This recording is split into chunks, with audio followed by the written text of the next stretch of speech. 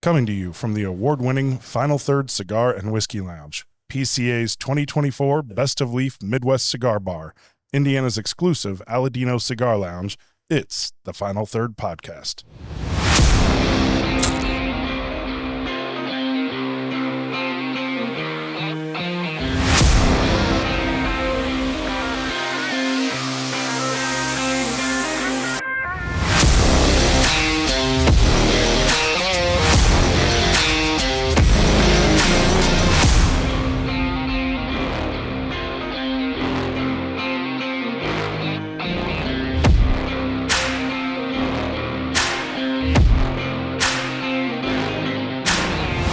Welcome back to the Final Third Podcast. I'm Rob. I'm Will. And I'm Mike, and we are at West Fork Whiskey today in Westfield, Indiana. I almost said Kentucky. Westfield, Indiana. Hell yeah. And we have Blake with us today. Blake, introduce yourself. Tell us a little bit about you. So Blake Jones here, co-founder, co-CEO. Look, we're here to make great corn-forward bourbon right here in Central Indiana. I just realized that I look like a dipshit because I'm not wearing sunglasses. You still look good. You really do look good. I think you look good. Don't listen to these guys. One of these things is Thank not you. like the other, right? Yeah, Plus, exactly. you've got the second best hat on. I do, Yeah. yes. That's Get true. your West Your Fork. hat's great, too. I'm not Yeah. sure about this guy. No, I love my It's hat. pretty good. Yeah, the Scally's good, man. Hey, We hey. need a West Fork Scally is what we need. There we go. There we go. There we go. Yeah. I'll I'd have get you a missing hat my pin. pins. Oh, man. I'll get you a hat pin for your hat. I would love You that. can wear me around everywhere. I would love that. So we are at West Fork Whiskey today. Blake was kind enough to host us today. We did a private tour, had some lunch, learned a little bit about West Fork, and now we're going to pass it on to you. So, Rob, tell us a little bit about what we're smoking today. We're sitting outside, so we're going to smoke Cinco de Mayo. Yeah, we're going to be actually smoking the new street taco from Rojas, the Cinco de Mayo from 2024. Nice medium plus cigar, but I figured it'd be a really good one to pair with some really good whiskey. So we're excited to do both of these, and then we're going to be starting off with some fantastic whiskey. Tacos and bourbon, huh? Tacos and bourbon. That's baby. right. It's always been one of my favorite cigars, the barbacoa. The barbacoa, from last year. yeah. It's just phenomenal. Well, I'll be interested to see Is what you that guys actually think what of it's this called? one. I know nothing about cigars. Yeah, there's so Street they have a taco. street just taco nod line. your head and say yeah. That was good. Yeah, Smile and nod. Yeah. I'm good at that. They've got one called the barbacoa, one called the carnitas. Now this is the Cinco de Mayo. That's really fun. So yeah. Branding A+. All right, yeah, well, oh, yeah. I lost my humidor somewhere, so I need a cutter and a lighter because I'm an idiot. Here's Cutter. Oh, you got All it? right. Will's going to share with me. It's a little bit windy out here, but you'd never know because I know what I'm doing. Till your cigar goes out. Just Yeah, hold I'm it gonna low. need the other lighter in a minute. So this got like a partially closed foot on it, just like the others, right, Rob? Yes, it does. Yeah. Yeah. Which we talk about that all the time. Is like with a partially closed foot, just put it in your mouth and light it, because you're gonna get all that flavor right off the wrapper. Some people don't like it because they'll be sitting back and relaxing, and little flakes will come off on their shirt. But you get a lot of flavor by doing Just that. put it in your mouth and light it, guys. Yeah. And Yeah. chew on it. Yeah. We're all about mouthfeel, so if it feels good in my mouth, I'm lighting it. Any Little too double much, entendres you want to throw in there is fine. All right, give me I'm your, still feeling it give me your out lighter to there. figure out No. where the line is. There's and I no have a line. feeling it's going to change There's throughout, no line. throughout this. All right, I love it. So we'll start talking in cursive here in a little bit, and you'll understand what that is. I only write in cursive, so perfect. Cool. Yeah, my wife usually skips cursive. She just goes straight to italicized, so it's like in between. Lisa usually just gives me crap about speaking in cursive, so it's fine. I text right. in cursive Do you? quite Yeah. often. That's Yeah. pretty wild. Will's very good at texting in cursive, actually. Yes. Actually, he really is. Yeah. I We guess. still haven't done that segment. We need to go We back will. to doing that. We will. We're going to do Okay. that. So Anyways, let's what get are we in. pouring? Let's get into the first pour here. So, what do you want to start us with? Well, so maybe a little background before we Please get do. started Yeah. here. It is what 1:30 in the afternoon, whatever time it is. That's late for us. Y'all have already been here maybe almost 2 hours at this point. And fair and full disclosure for those listening and watching, we've already drank some bourbon today, A little bit. and We did. quite a variety of bourbon. But for the podcast and for hanging out here, we're just going to start with the nice classic Old Hamer Cask Strength. Oh yeah. So over 4-year-old, 99% corn bourbon. Love this one, not only because of the depth, but the sweetness and cherry notes that I typically get from it. So excited to share with you guys. Yeah, that's great, Awesome, man. man. Yeah. So, and as we get into this, we want you to tell your story, tell where you came course. from, what you're doing, how the old Hammer, Hugh Hammer line, everything's kind of happened, and because we want to hear your whole story, bud. Yeah, it's just it's better when I have a glass of bourbon in my hand. Everything's better with a glass of bourbon and a cigar, buddy. And so the whole reason for Old Hamer and eventually Hugh Hamer was as we grew over the last 8 or 9 years, West Fork's been around on paper since 2014. We started distilling on the nights and weekends in 2015 on the northwest side of Indianapolis, Park 100, if you know where Squealers is. So literally we had a warehouse at 8557 Zionsville Road, so right behind Squealers.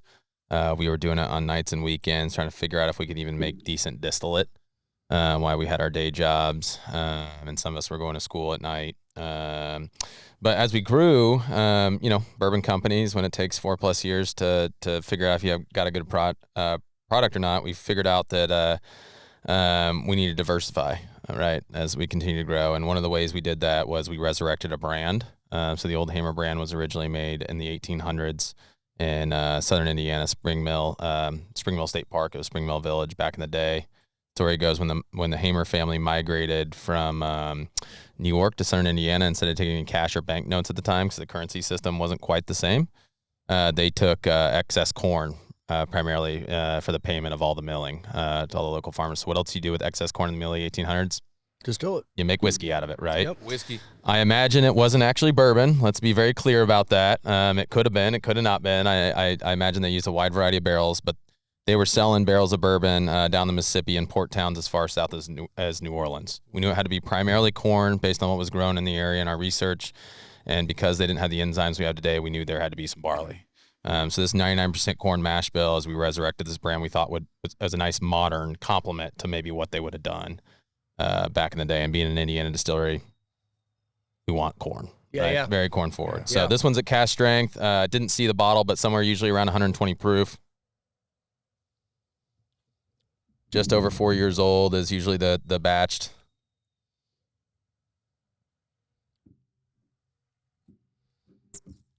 So is it Hammer Very or nice. Hamer? Hamer, 1M. Hamer. Hamer. Yeah, Rob, you idiot. I didn't say Old Hammer, did I? You did say Hammer. I don't correct anybody I've anymore. heard it. I I've heard should. people say that. It really is annoying. I don't correct Sorry people if I anymore. did. I don't care I- what people call it as long as they're buying it and talking about it. Yeah. Yeah, this is clocking in at 118.2. Okay. It's usually right around 120. Some of the barrels a little under. We've had some float a little bit above 130 with some of our single barrel picks, but usually right around 120. And 4+ years old, 99% corn, roughly 120 proof. I'm unsure if there's a better cask strength everyday sipper out there. That's why I really love this mash bill, because you can actually have a couple glasses of it instead of it kick you in the teeth so much where you can't have that second pour. Yeah. So what's your favorite Hamer then? Because there's quite a list that is from that line, right? I mean, there's Tons. So we got 9. the core portfolio is an 80 proof small batch, 100 proof single barrel, and the cask strength. And out of those three, the cask strength, I like high proof. We talked about that before we got online, right? Yep. Anything under 100, I get bored with. Yep. But then on the Hugh Hamer line, which is the older, more sophisticated sibling to the Old Hamer line, we got a double oak and rum finished as our core. And the rum, certainly of that. Other than that, I just said, I love cask strength, so that's what typically I'm pouring. And I love sweet bourbon. Yeah. Yeah, I think this one's like really well balanced. Mm-hmm. Kind of get all these classic bourbon notes. You do. Yeah, yeah. Caramel, vanilla, a little bit of oak, a little bit of fruit. Yep. And not over oaked in any way, just the right amount. Now, I'd be interested to hear you guys' opinion about age eventually on this. I have some interesting opinions that may not jive with the rest of the bourbon community on age of bourbon.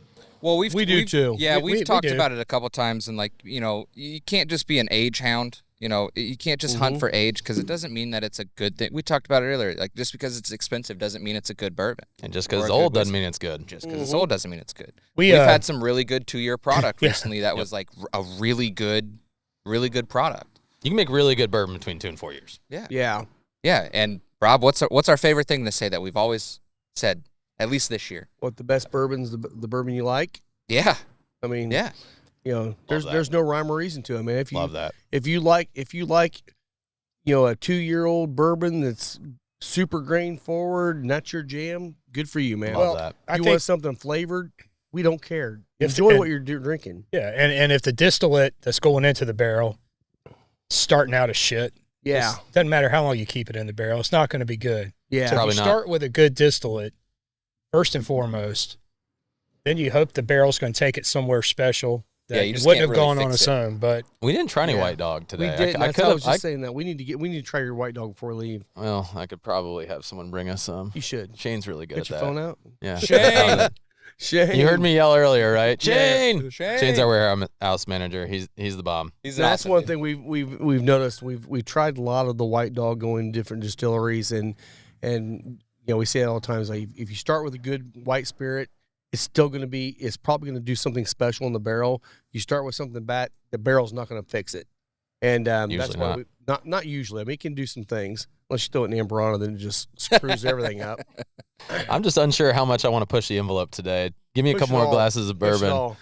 We'll get there. This will be fun.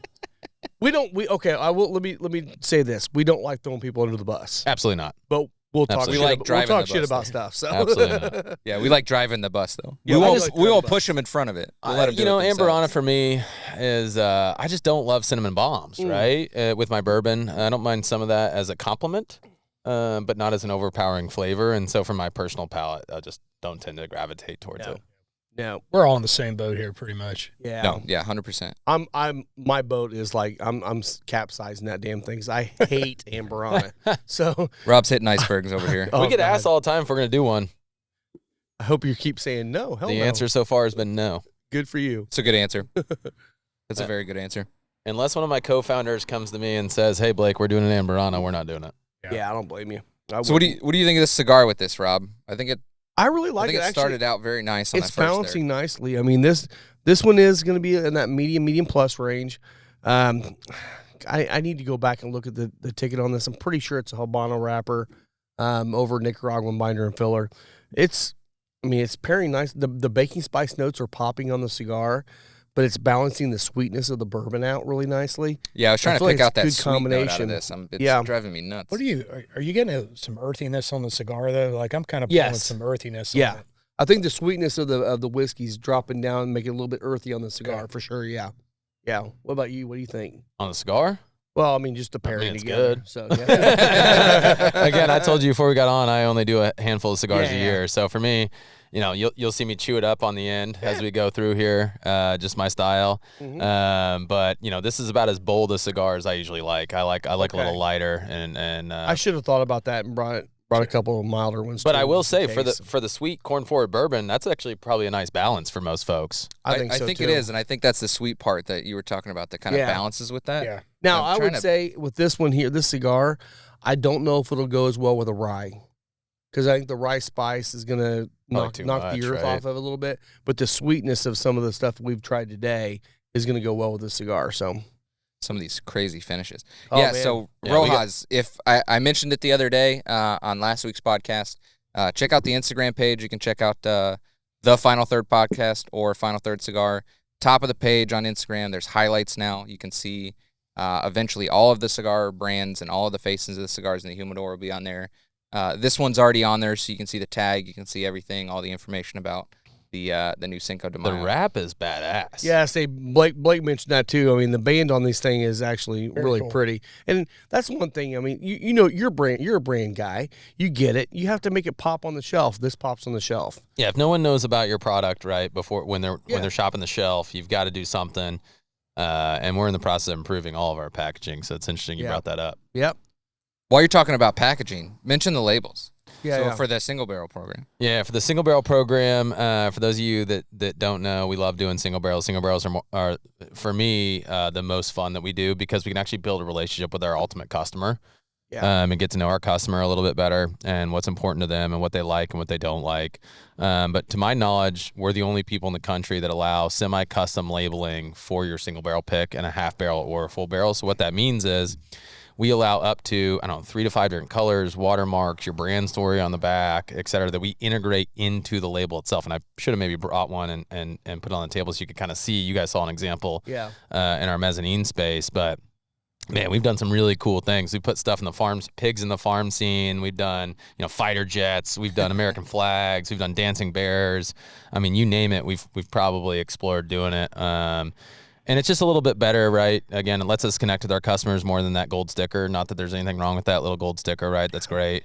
But it gives a little value add, and again, helps that relationship a little bit better. Yeah. That's awesome. When you talk about the single barrel program, like, do you have a cap on how many single barrels picks you'll do in a year? Or do you kind of have what's your average year look like with that? We aren't like a massive distillery, right? We're growing all the time. And of course there's a cap, right? There's a cap on how much bourbon I have, but I will tell you that I would rather short ship some of my core portfolio, which would piss off my distributor if they're listening, and sell an extra single barrel to a customer to get to know them. And we got a lot of room to sell some single barrels. Good. So I would say awesome. we probably sell, or actually I know for a fact we sell towards the top of anybody in Indiana, Big Six included, when it comes to Indiana single barrels. But we're always loving selling more. Awesome, man. I hate putting numbers to stuff. Yeah. Sorry. No, that's cool. It's all good. I'll be very vague. That's all good. Will you toss me a water real quick Yeah. before we move on to the next one?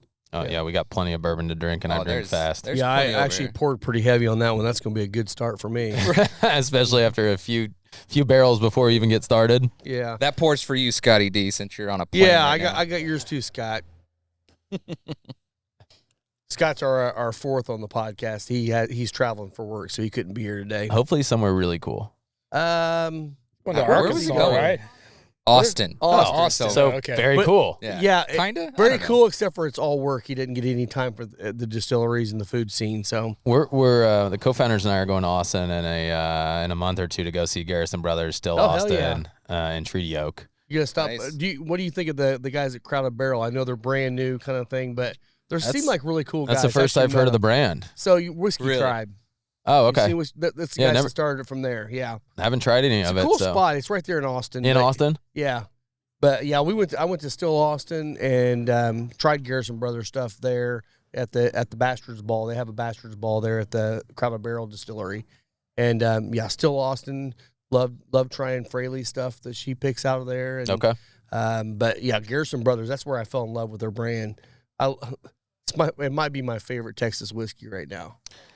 I really love Big some of bold their stuff. bourbons, right? Isn't that what they're about? Dark, rich, oily, And you can get it after what, 2 to 3 years? Exactly. It's crazy. Yeah. Exactly. Yeah, it's insane. We don't have that climate. No, we don't have the. We do it a little bit differently. Yeah. Yeah, you got to think a little more than Yeah. some of the things that they're Throw putting it in as thick as staves as possible in like a 15 to 30 gallon barrel, let it age 2-3 years, Yeah. and And you got gold. there you go. Yep. What's that? Oh, Will's dropping oh, the cigars. So usually it's Rob. Already Yeah, it first usually bourbon is in. me. Yeah. Yeah. By first, you mean like fifth? Yeah. Or seven. Yeah, First or one seven. outside. I honestly forget how much we First had. one outside. First one on tape. Isn't that's difficult, isn't it? Because I mean, it's like I am in the shop. We got bourbon, a lot of bourbon on the bar. I'm having bourbon. I'm drinking cigar. I'm like, wow, I've had 12 ounces Yeah, of how whiskey many today have and I had 14 today? cigars. This is Exactly. great. Exactly. I've had a great day. Yeah. Yeah, what a It's horrible noon. day. Yeah, what a horrible day. That's right. Yeah. Just another day at the office. Yep. Oh, it's amazing. So tell us a little bit about your history. You know, where you started, all that good stuff. Yeah. So our history is, my childhood best friend and I, we grew up together, and my brother, we all grew up in Bedford, Indiana, so the limestone capital of the world, a little bit south of Bloomington. And we got to be really, really good friends because our families were really good friends, and we went on vacation together a lot, and we always joked about starting a business. And one of the ideas we had was always went on cruises together, was a cruise line, and we would do a deal with Marriott. Right. Okay. And that would be our entrepreneurship journey. You may not know this, but cruise ships are really expensive to build. Yeah. So probably not Yep. reachable. Yeah, And yeah. so when we got in college and before we got into serious relationships, then it was a bar. We live up top, right? Live the Mhm. bachelor life. And we realized that was not really sustainable either, right? I got in a serious relationship. But then we kind of went our separate ways after college. We started getting into bourbon. My childhood best friend, David, who's one of my co-founders, he went to law school working as a consultant in Florida. I graduated, got married, started working in the finance industry here in Indianapolis. And then my brother was in medical school. Got his master's in biology, undergrad in biochemistry, and was 2.5, 3 years deep into medical school. And we started doing some planning. What do we want to do? We don't want to work for the man forever, right? Want some flexibility. We need something we're really passionate about. And again, we were really getting serious about bourbon. And originally it was Scotch and Irish whiskey. My dad was kind of an amateur collector, bought everything under the sun. This is when you could go and get George C. Stagg off the shelf, right? You get Saz 18. I miss those days. Off the shelf, right? And so that's the kind of stuff we were drinking all the time, right? He would, Elijah Craig, when it was like $30-$40, 18 off the shelf, right? Yeah. And that's the kind of stuff we were just drinking and enjoying and being around each other, when I'm 22, 23, 24. And so that was kind of my entrance from Scotch Irish to bourbon. And eventually we kind of looked around and was like, why not a bourbon company, right? Why not a whiskey company? And thank God we were a little naive because that cash flow cycle is not very fun. But, we kind of looked around. We did some due diligence planning. This would have been, again, 2014, 2015. I was in banking, in MBA school, again, doing some due diligence on the project. And, hey, can we make money at this? What are the economics like? We know we have a great supply chain here in Indiana. I mean, I asked you guys this earlier. When you think of Indiana, what do you think about? Corn, racing, or basketball, right? Yeah. Yep. So why not start a company that really adopts one of those identities? And so we got great corn here. We've got great hard limestone water. We're in a great limestone aquifer right underneath us. But that's only in Kentucky, though. Never hear that, do you? Never. I've never heard that. And I've never heard that only bourbon comes from Kentucky. Exactly. Never. But we have a great hard limestone water aquifer Yeah. beneath us, about 108 feet down. And so that's where all of our water comes from. And then again, temperature fluctuations, if those are good for bourbon, which they are. They are. Yep. Spoiler alert. Indiana should make some of the best bourbon in the world. And we know it does out of MGP. Obviously, they've become more well-known over the last 4, 5, 6 years. But when we were first starting getting into it in 2014, 2015, that was a dirty word.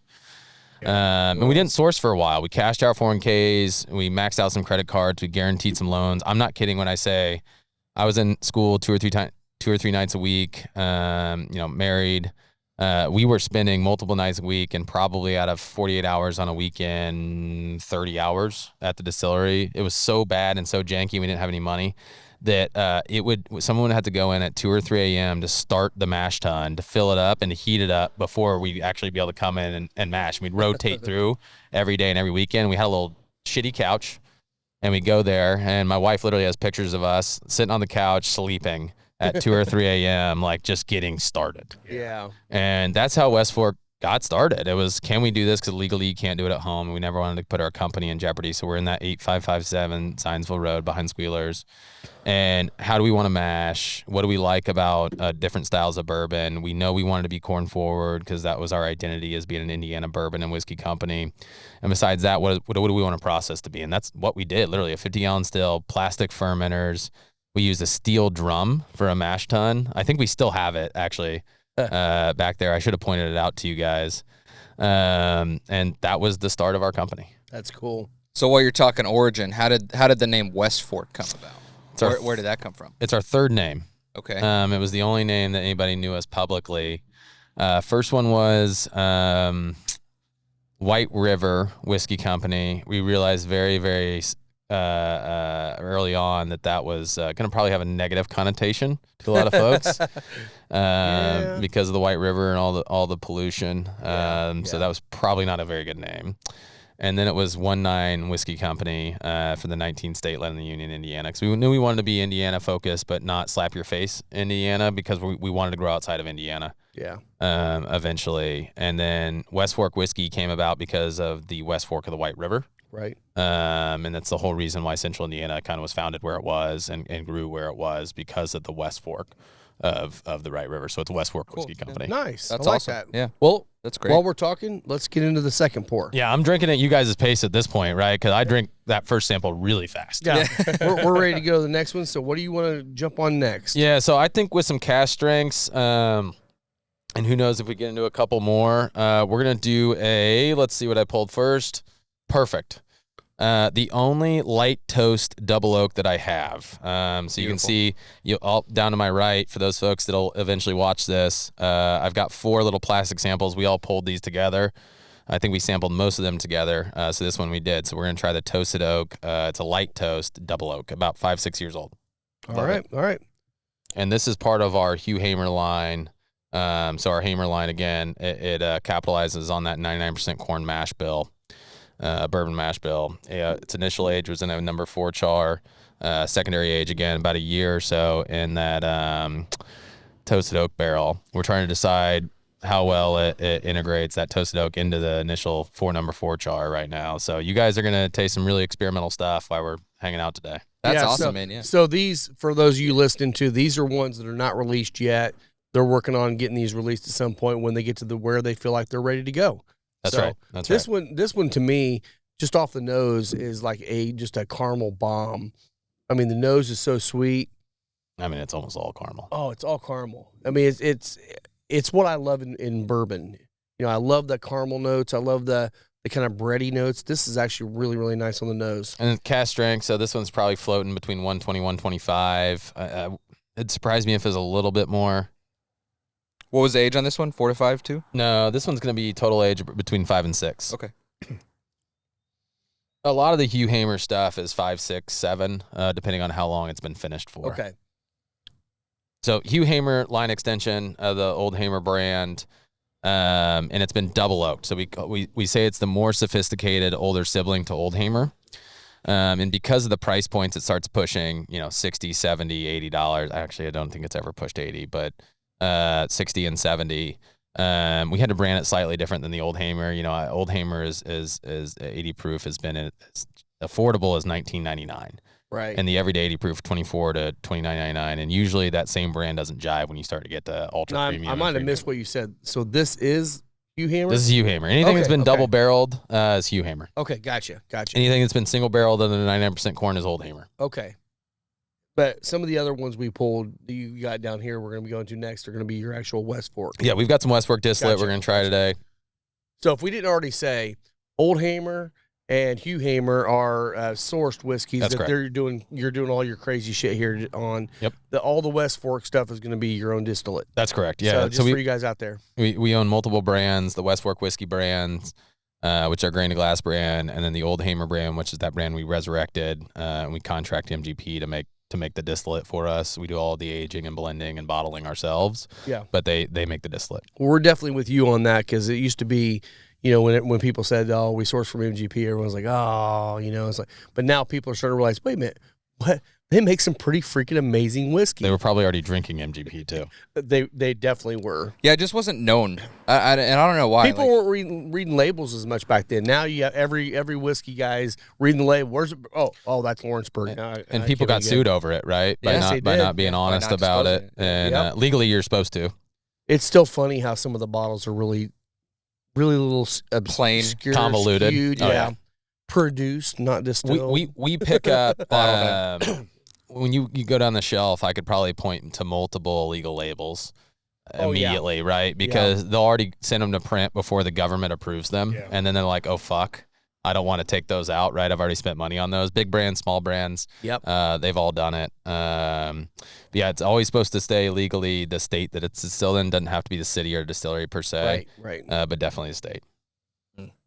Yeah, we talked on last week's podcast. We talked a little bit about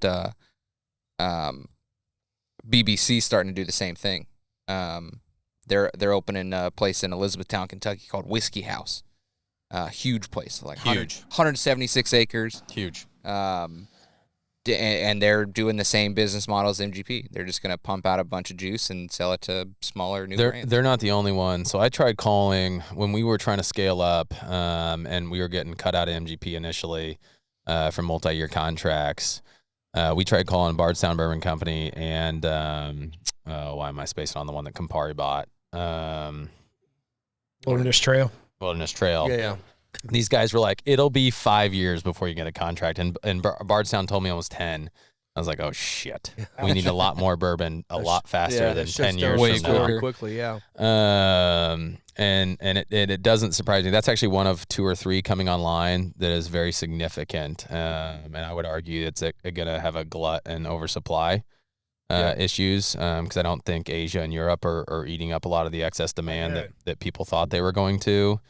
So it's going to be very interesting next 3 to 5 years in bourbon, in my opinion, with a lot of these guys coming online. They're going to produce great bourbon at great prices. Yeah, I think they had mentioned trying to start production July 2024. So this July. They're in production. Oh, are they already? Are they really? Oh, man, Wow. I didn't They're in realize that production. they were even. People are meeting with them close. already, and their customization. Yeah. Their customization is next to. I mean, nobody can compete. Nobody can touch it. I mean, you can. Nobody. Any mash bill you want to possibly imagine, you could do Man, it. It's incredible. Yeah. Good for them. Yeah, no, they're good. That's the goal, right? And I'm assuming, and maybe you probably be able to tell me if this is true or not, but in the cigar world, you have these people making tons and tons of cigars, and if they don't sell, they just ship them to China and they sell them for crazy amounts of money. Is that what's happening in the you whiskey guys world obviously know you've been around this business a long time, and you're small business owners yourself. You got to make money. Got to make money. Right? And you've got product that doesn't have an outlet here in the States or for the brand. Maybe you intended it. Guess what you're going to do? You're going to innovate. You're going to be an entrepreneur. You're going to be a business owner, and you're going to find a way to make money out of it. Absolutely. I mean, look, when some of the brands that we all know and love now, people weren't buying them in America originally. They were going to Asia or Europe.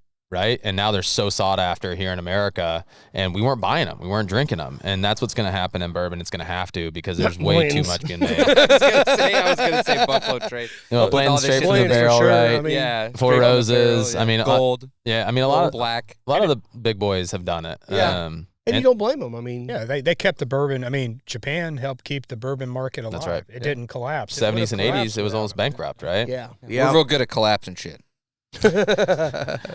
It's an expensive hobby Yeah. It really is. that you hope yeah. to make money on. But most of those things now, like you said, like now there's a demand for that here. So like Total Wine's releasing straight from the barrel and Blanton's Gold now, which I never thought I would see here. Really? Okay. I didn't know yeah, that. Yeah, in the latest Total Wine lottery, they had the Blanton's Gold. I mean, I tried it once. Eric Jansen gave us a sample. Shout out Eric Jansen. Yeah. Gave us a sample of that and gave us he actually got us a bottle of Blanton's, the Takara Black, and that one's actually really good. Yeah. Yeah. But you know, those are things that like 2 years ago you didn't see in the States ever. No chance. So Well, yeah. Grab another bottle. Hey, so Ready to go more? Yes. go Oh, more. wow. I love your guys' space. So, I'm not going. so fast one thing enough. I'm gonna go back to. 'cause Now we're going to you were Westford talking Distillery. about doing your. You wanted to do a cruise ship. You're gonna have a pond across the street. Are you gonna put something out there where you can like float and have people out there for drinking whiskey? That's actually going to be one of the 3 of our ponds. So we just announced a deal with MI Homes to create. Love it. As far as our knowledge goes, the first and only living walking entertainment district surrounding one brand. So townhomes, outdoor amenities like dog parks, concert venues, an aging warehouse, other commercial, working on that, maybe some beer halls, some game halls, things A like dog that. treat store. cigar lounge. Yeah, well, maybe. You want We need one out you want to here. expand? Yes. Yes. There'll be opportunities. All right, we're gonna have an offline conversation. Scratch Sounds like that. it. That's private. Rob needs it's a GM confidential. for that one. Yeah. I need someone to run it. That's right. Yeah. That's right. Can't We be got everywhere that. at once. Nope. But there'll be a pond right here by us. There'll be a pond on the other sides. There'll be 3 ponds, and we got to figure out a way to activate those. Liability, our insurance company wouldn't love it, but there's got to be some cool things, at least from a fundraising aspect, in terms of raising money for good causes. Well, and you've already got you've got Grand Park just a golf shot from here. Right across the street. So I mean, you've got millions of people coming through here Yep. yearly. It's not going to be hard to fill the seats anywhere you do anything you do over here now. So that's actually really good. I know it's still as big as it is already. It's still in the infant stage of what they're going to create in this area. I feel. Absolutely. I mean, Westfield's the 7th fastest growing city above 50,000 people. It's one of the reasons why we built this here. We bought the land quietly before COVID. The Good for you. initial developer, we have 25.5 acres. The initial developer right after COVID backed out. My business partner and I said, holy shit, how are we going to afford this land? Yeah. What are we going to do? We got to find someone to help us build this project. We need production. We need a tourism home. We need to grow. And then, everyone knows this. Things got a lot more expensive during COVID. Yep. And so when we find our new developer, Holiday Properties and Development, they've been incredible to us over time. They came to the table, they helped us, but we were bidding out some of the subcontract bids, and people would be like, this bid is good for 4 hours. Like, I can't talk to my investors in my bank in a 4 hour period, or else the costs go up 30-40%. Yeah. And it took a project that, with the land, the building, and everything in it, should have cost us about $7 million. And when it's all said and done, not including the MI phase and the next phase, it'll cost us 12.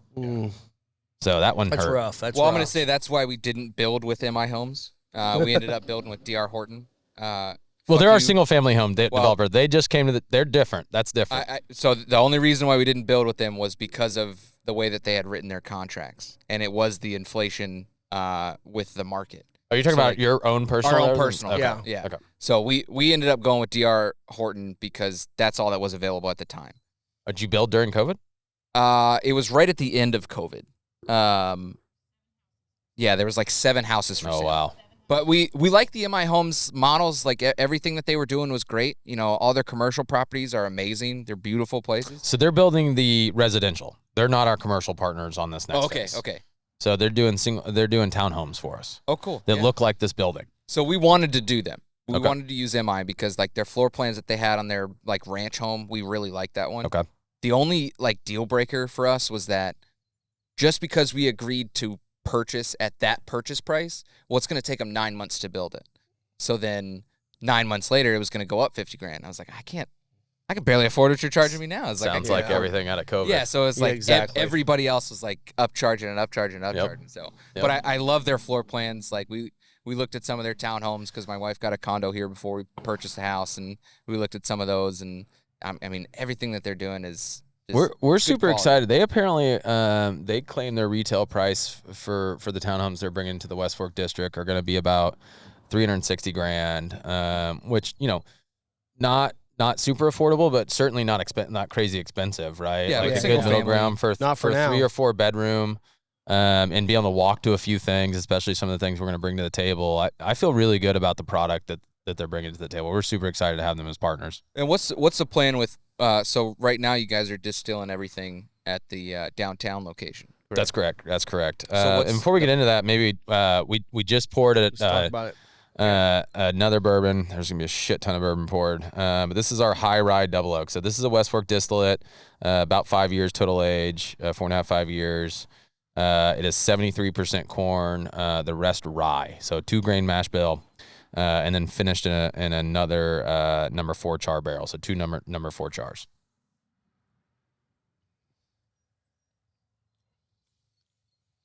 What's this one proof at? Oh, this is gonna be about 120 as well, give or Yeah, take. yeah. Just rich, really nice rich because it tobacco oak. Yeah, it starts with that nice sweet bourbon kind of feel, and then finishes with all that rice spice. Yep. That's nice. Almost like a raisin caramel bomb. Yeah, yeah. Yeah, on the palate, I get this real like candied. I don't know. Pecan. It's not really candied apple, but it's I'm getting like a little bit of pecan in there. German roasted But I pecans. get a nice on the nose. You really pull the rye, like Yeah. a nice like rye bread. Like, It's a cool Yeah, balance right. between that corn and the rye. yeah, Yeah. it's really nice. I mean, that's a good barrel bourbon. Oh, definitely. Got just phenomenal color. Yeah, it really does. Sorry, it's getting quiet because we're enjoying We're whiskey drinking. right now. This needs to be a single barrel. That's Hope that's it will all be. that's all it's gonna be. Mhm. We only have 1 or 2 barrels of it. Again, we talked about this a little bit offline.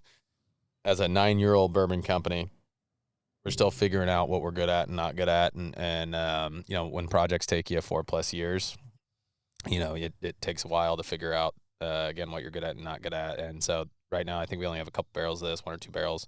So this will be a single barrel offering. Either go to account, or I'll sell it here.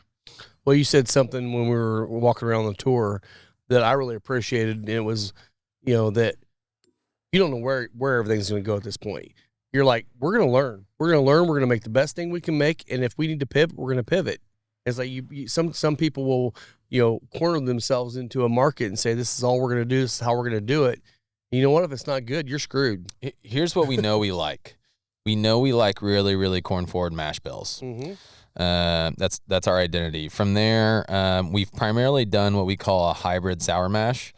So it's not a traditional sweet mash and it's not a traditional sour mash. So we're not backsetting, but we're not sanitizing the tanks. We're letting it go about 7 days, so you get some of that sweet sour to it. We actually really like that style of fermentation, but we're still messing with the ultimate distillate and how we do that. Do we double distill? Do we not? What proof do we come off the still at? We've tried a lot of different things.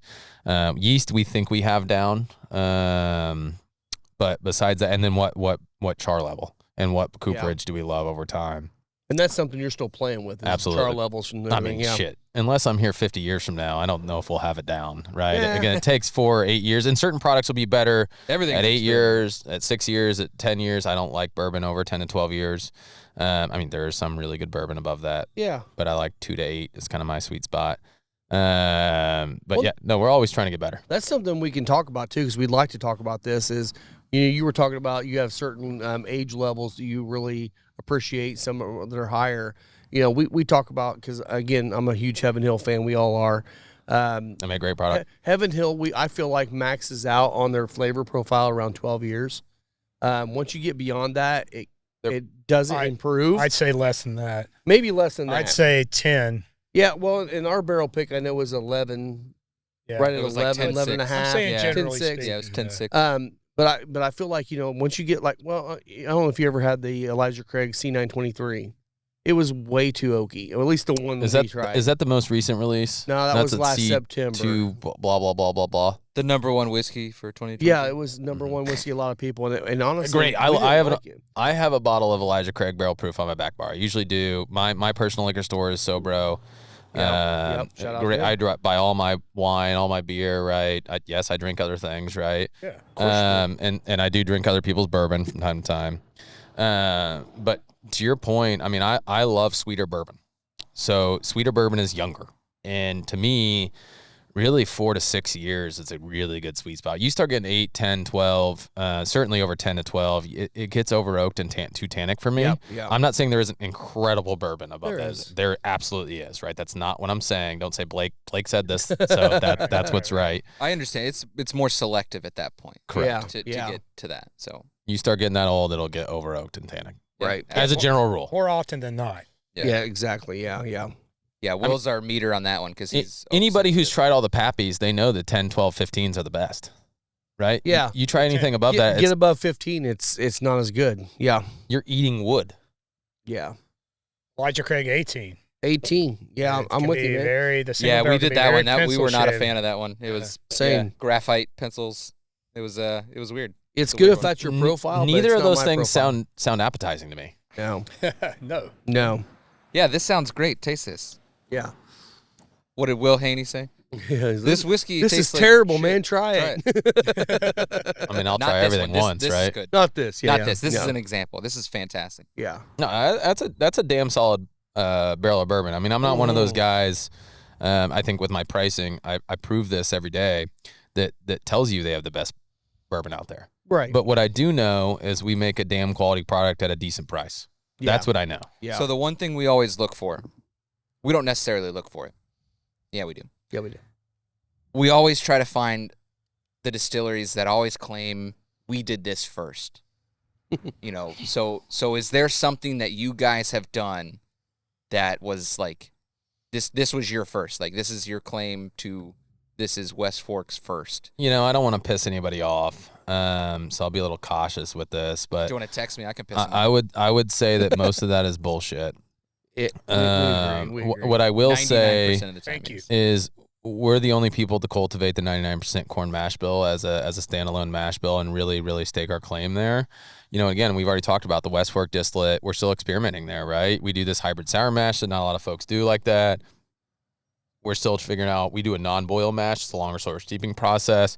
Are we the first people to do that? No. Hell, moonshiners are probably the first people to do everything, right? They're just doing whatever they can do to make booze. Yeah. So I don't know if I'm quite ready to say we're the first to do anything. Again, we're hell bent on creating very, very good corn forward bourbons and selling it at a really affordable price. That's what we're here to do. Yeah, I do have a question. It's probably, I don't know, maybe the end of last year, I want to say. I feel like it was either you or somebody in West Fork sent a really detailed kind of a questionnaire out.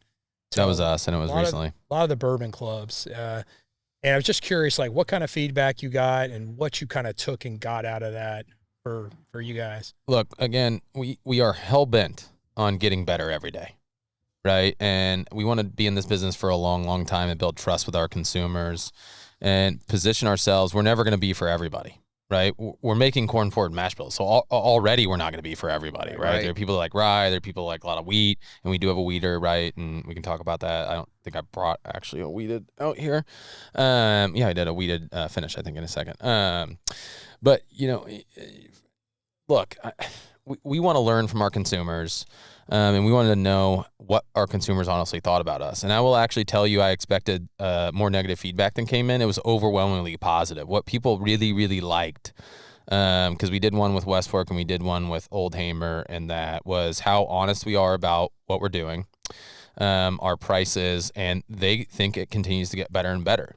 Those things I can build on, right? Now, one thing that we really, really learned is how people drink and enjoy our products, and that was key for us to continue to get better and spend our money in the appropriate ways as we connect with the ultimate consumer.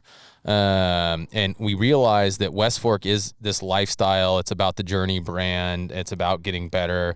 It's about just enjoying bourbon together as it continues to innovate. And it's a little more innovative, whereas West Fork people think is a little bit more, Old Hamer is a little bit more blue collar.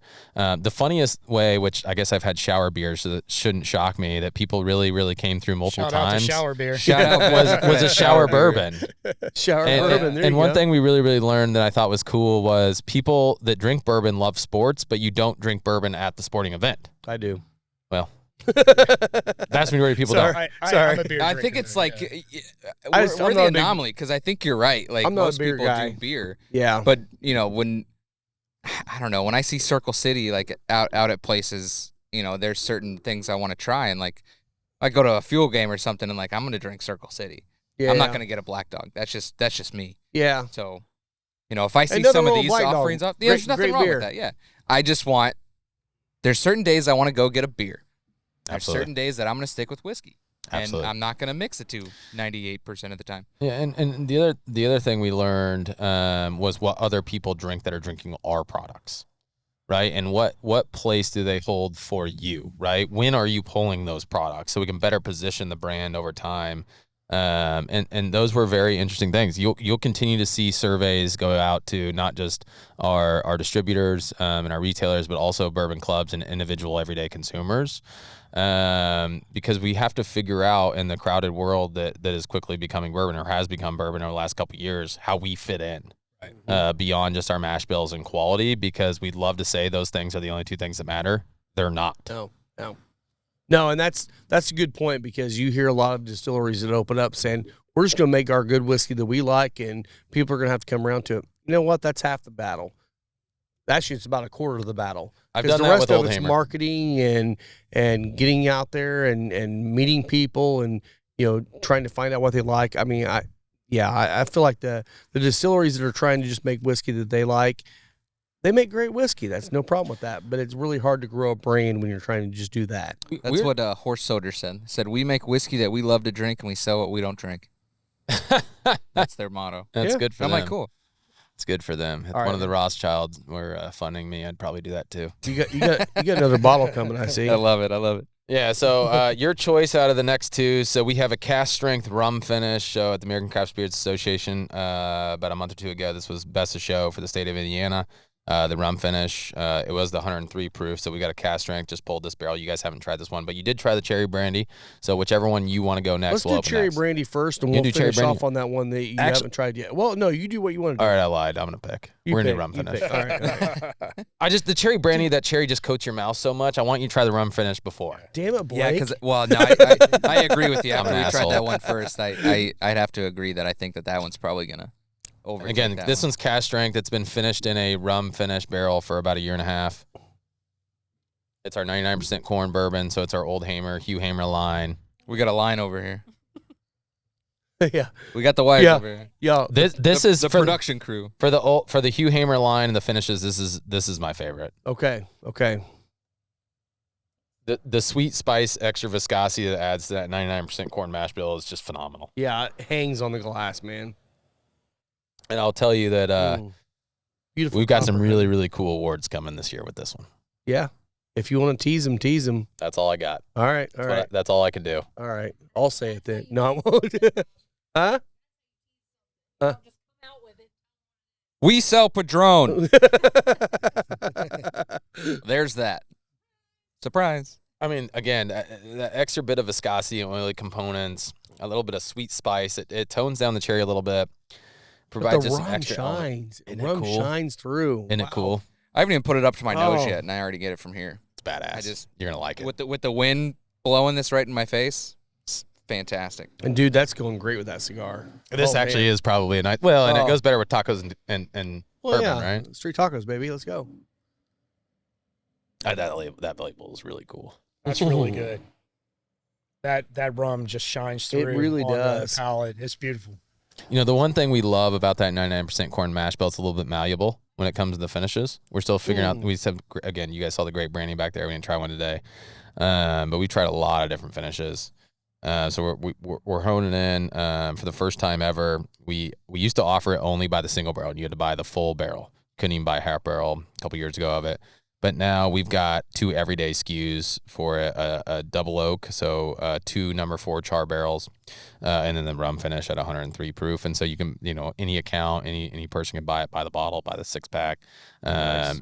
But those come at 103. If you want the cash strength, you gotta buy the barrel. By the barrel, baby. Yep. We need to do a podcast bottle. Not just a final third bottle, but the final third podcast bottle. We got to find a way to sell the bottles to our people because I can't sell them at the shop. So we'll Good news. we gotta I have a retail and online platform I could partner with you on. my man. All right, there we go. We got it. I was just Done. going to You know some guys. We know, guy. All right, I was cool. going to suggest the back of my car, but I don't think that would work. It might be illegal. Well, Well, I mean- once I sell it to you, I don't. He is. You do whatever you want with He it. is a distributor too. So There you go. There you go. I think the thing that I like out of everything that we've tried with all of the caramel notes that we've picked up today, it's not just a caramel note. It's a scratch caramel. So it's like a fresh caramel. Like you made this caramel from scratch, not just like caramel syrup. It's not like Hershey's caramel. It is fresh. My mom made this caramel syrup in a pan with milk and sugar. It's not overly sweet, right? Right, It's sweet yeah. without being overly sweet. I think, and that does exactly what you were saying about the corn is malleable. That lower, not just a caramel bomb, is allowing the flavors of the barrel to pop through really nicely. It blends well with everything It else. really does. Yeah. So I would have to say that with all of the products that we've tried today, it seems that the most common one is caramel.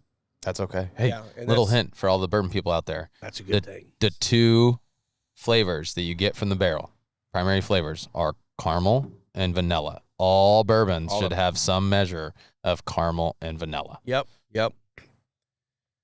Oak does That's a American certain oak. thing. That's Yep. charred right. American oak. Yes, Yeah, it but does. this high rye double oak's got a really nice fruit note It on does. the palate too that Yeah. I like a lot. It's rum. Yeah, and that one's 73% corn. I think that is the lowest amount of corn we put in a product. That's wild. Okay. I mean, unless it's rye. We do have a rye that's 60% rye, 40% corn, but that is a rye whiskey that is very corn heavy, right? very It's not that different. 95.5 Yeah, or it's 100%. But yeah, bourbon, it's going to be at least 73% corn. So on your West Fork mash bills, are you using malted barley or are you using mostly enzymes or? We're using mostly enzymes, as I know you guys know this, but the flavoring grains, corn, wheat, and rye, barley's there for primarily enzymatic process. We use primarily enzymes. We actually rarely use barley in our West Fork mash bills. Now I say that we've got a really good high corn bourbon going on behind the scenes. It's about 2.5, 3 years old, so we won't release it for another year or two. But no, rarely barley. We want flavorful, grain forward, sweet products, and barley just it doesn't allow us to do that as much as the rye or the wheat or. And I'm being glad you heavy. said grain forward because that's something that, a lot of people use the word grain forward as if it's young and not very good. We're trying to change that policy. It's like, if it's grain forward, that means you're spotlighting the grain going into the glass, and that's a good thing. Yeah, that's what we want absolutely. to hear because I hear too many people use that as a indicator of something young. It's like, no, Probably just means they don't know what they're talking about. you're right. And that's We're trying to change that. It is. And it's also just the vernacular of people trying to figure out how to describe something, and they don't know the words and terms to use. It'd be nice if we had better terms out there for sure. What are your favorite terms that people use? Strong. I don't know. The Young. grain forward is Young. probably the biggest one for me. Is like people just use it in so many different ways. Like grain forward should be a good thing. That's one thing that Some people love it. you say. That's the same thing that Alan Bishop says. Alan's But it great could Grain just be a forward's a young great grain. thing. Same thing with Whiskey Acres. They all say, grain forward. That's what we're trying to do. But then they always have to put the indicator out. It's like, but we're saying it as a good thing. It's like you shouldn't have to. No, and again, you Let already it said shine. it. Let it shine. If people love it, telling everybody else to fuck off. If that's what you Exactly. like, who cares? Exactly. Yep. The Chris Gordon method. Shout out Chris Gordon. Mhm. I like this whiskey. It's good. It's Thanks. either good or it's bad. Good or it's bad. That's it. Yeah, I love. I like that. Rum You should actually just no more rating systems. Do you Mm. like it or do you not like it? Is it So good? let's move on. Yes. Is it Exact- bad? No. Okay. Next. That's the way every bourbon should be. If you That's like Chris it, buy it. Gordon's If you don't. We have a friend. His name's Chris Gordon. He knows what he likes. He knows the cigars that he likes. He knows the bourbon that he likes. Doesn't know why he likes them. That's okay. You Yes. don't have to. Yeah. That's Sometimes it's not logical. It's emotional, right? And that's Yeah. okay. it. Yeah. Yeah. It's a physical and emotional. And to be fair, he has probably single-handedly destroyed my Hugh Hamer double oak bottles that I. Yes, he has. Once Oh, you had like in the my double house. oak, huh? Oh, Yeah. he loves the double oak. That's his jam, man. He loves it. The bourbon or the rye. He I does would both. argue blind that Hugh Hamer double oak next to the Woodford, and I bet more often than not you get people liking the I Hugh know, that's Hamer cool. better. It's I sweeter. could see that. Yeah. It's not as tannic and or oaky. It's a little more caramel forward. We think it's better, and it's about the same price. Yeah. Awesome. And here sporting. What's I got twin girls at home. that? Yeah. Exactly. Yeah. Yeah. Yep. Support local. So, Support local. what, Blake? Do you guys do any kind of like education here? Do you have classes? Do you do tastings? Do you? I mean, anything along those lines to try to educate the new bourbon drinker or the new whiskey drinker? So one thing we found in our research, you asked about research earlier, is that West Fork is often a gateway for bourbon people.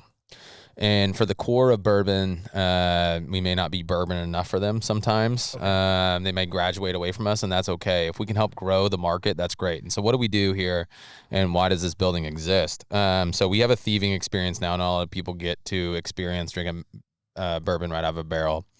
So we talk about our production, but because we're not quite in production at this facility in Westfield, it's about tasting and about how the barrel impacts the flavor of the bourbon itself. But one thing that you guys actually didn't go in this room, but you probably saw it, we have a room called literally education. I saw it. Yeah. Yeah. And so as we get our mechanical contractor that is working right now, we get our stills fired up in the next 90 days roughly, we'll have full-blown tourism programs where we have multiple levels of bourbon classes and tours. So people can really come and get to know bourbon, and that's good for everybody, right? The more Yeah. tours they go on in Kentucky or, Hoto Tango or Hard Truth or Three Floyds or whoever in Indiana, right? Old 55 out there, they're all doing awesome stuff over time. Yep. The better it is for all of us, right? With Alan, and he just moved to Old Homestead. I hope they have a phenomenally successful program down there. Same.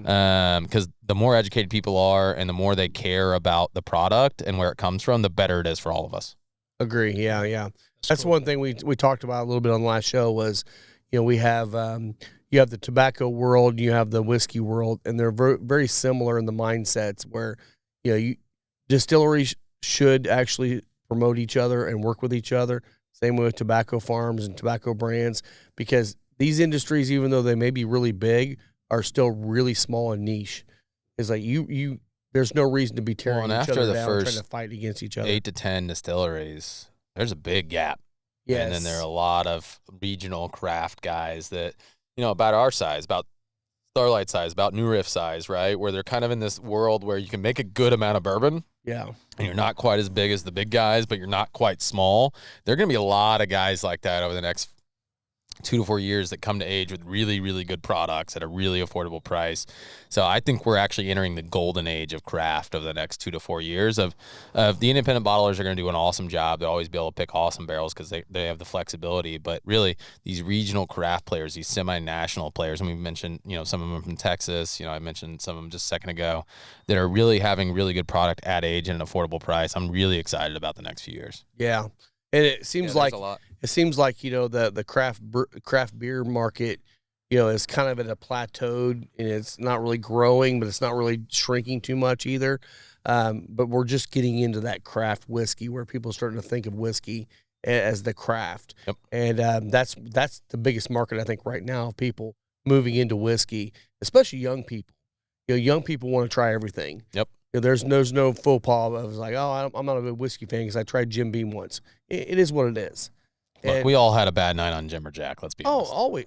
Yeah. Mine was exactly. Gentleman Jack. Mine was Jim. You're a classy broad. Classy broad. Man, he knows you.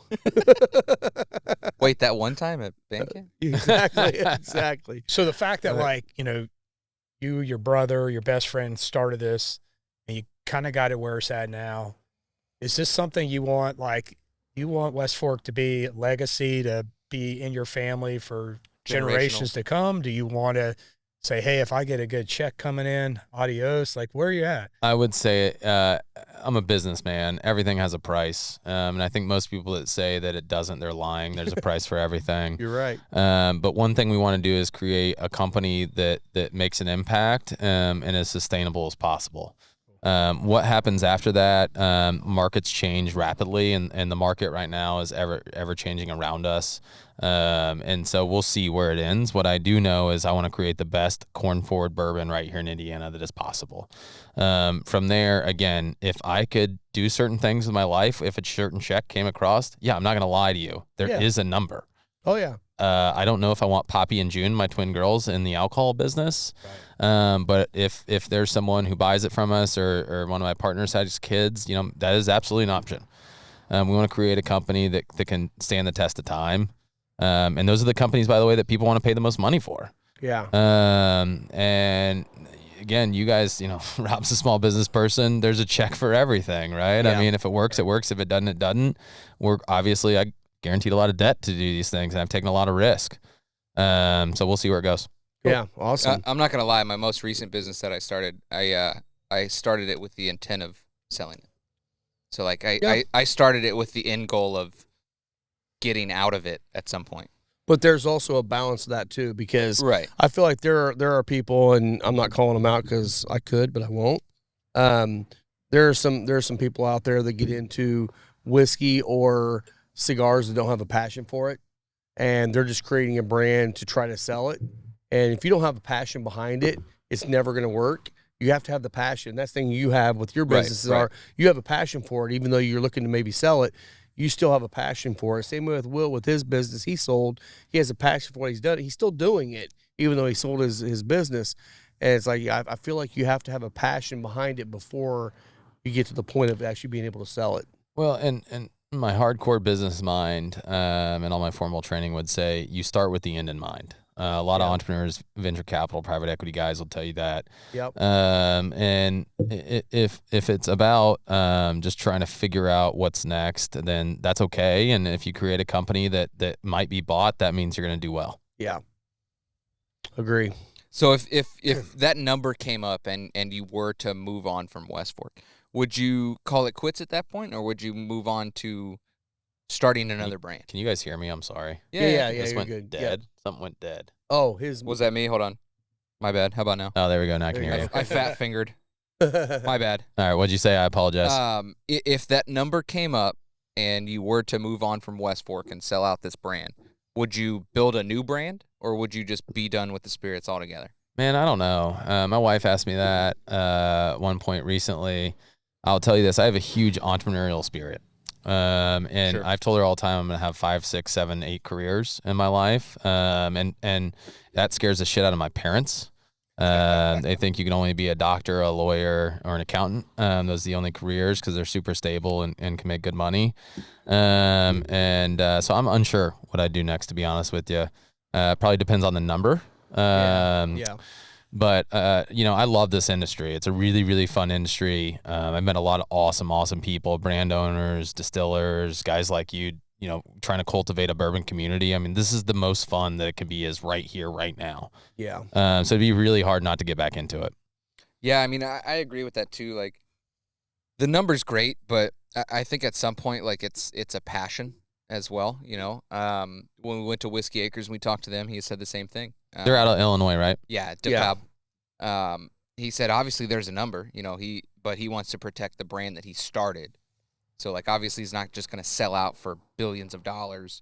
if they're gonna destroy the brand. Like there's gonna be I don't know, stipulations. billions. I don't Sounds, know, billions. I mean, but yeah, you could do whatever you want. You could set it on fire. I hate to say that. That's a big number. Yeah, Yeah. if it was a shirt, like you can take my shirt. I mean, literally, I will give you my car. I'll take off my pants. I was gonna say, if anybody's out there wants to spend billions of dollars buying Final Third, it's yours, buddy. Yeah, you can do whatever you want with it. But I hear your point, right? yeah, maybe $1 billion was a bad thing. There are numbers to protect it. You're Absolutely, right. and numbers to not. Absolutely. Yeah. And you know, we've got another buddy that's kind of going through a similar thing with the name on his brand that was mixed up in some legal issues that now it's kind of tarnished his name. And like I think at some point, like I would almost say no to a certain number just to protect my name. Yeah. But if I could get it to the point to where I could move on from the previous to move to a new brand and people know what happened in between, then I'm gonna move on and let the powers that be. It's take probably different for each of the co-founders too. There are 3 of us, right? Sure. So my brother,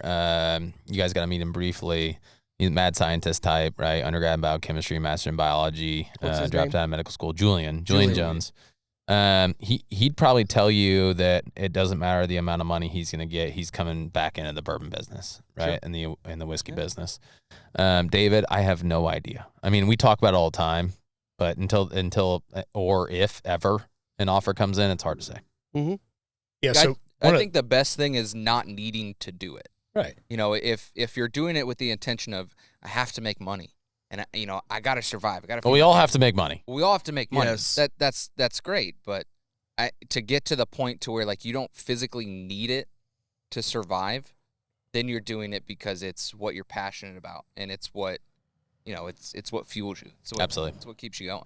And hope you can hear my passion. But Yeah, absolutely. yeah. Oh, we Let's do. talk about the whiskey you just poured us. So this one, only 3 barrels ever of it. It actually is our longest finish that we've had to date. It is, well, not including the Chardonnay Triple Oak, which we didn't try that one. Ooh. That one's good. No? It's gotten a lot better. Okay. I don't like wine finishes, though. We talked about that earlier. We That's did, right, yeah, yeah. because we're big fans of port, so. Yeah, so you guys actually may fucking love it. Maybe we'll try it before you guys leave. All right. Anyways, this is a cherry brandy finish.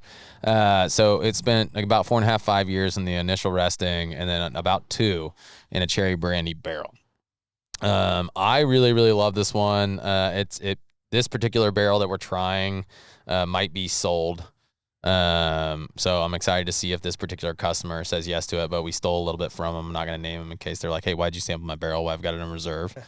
But I'd be curious to see what you guys think of it. Oh, I love it. Yeah. And we talk about Jackie Zycan. She came to our place and did a sensory training. And one of the things she says is, don't just think about what flavors you're getting. Think about what it reminds you of, the experience of where you were or whatever. And this one takes me back to my childhood. And I mean this in the best way because I know some people say cough drop and it's terrible. But, man, when I was a kid, and I was a pretty sick kid, and I've been a diabetic since I was 11. Oh, I'm sorry. No. I didn't know if you were making a joke or not. No, I'm being serious. I had a lot of issues. He was still, dope. I still do. Sick. But Cherry Luden's cough drops, that sweet cherry, I kind of get that, and it reminds me of my childhood. And I really love that flavor in this. I know it's But not it's not like that. an overpowering dark cherry or cherry. It's like a not. nice It's just compliment. perfect Yeah. balance, and it's super. That sweetness is there, but you still get the whiskey behind it. It's Tell you what, really Rob, if this nice. account doesn't buy it, I'll split it with you. all right. 4 ways. More like to me, it's more like a cherry. What do you call those things? Cherry slushy, cherry icy. Yeah, There you yeah, go. Get yeah. that cherry, Sa- nice yeah, cherry. same flavor. Yeah. So this one reminded me when I started getting into tobacco outside of cigarettes. I started with a pipe. I started doing pipe tobacco. This one really reminded me of a tobacco. It's a cherry Cavendish that Corn and Deal had, Yeah. and it was one of my favorite ones. It's a dark cherry, and this is very similar to that. It was like the pitted cherry kind of flavor.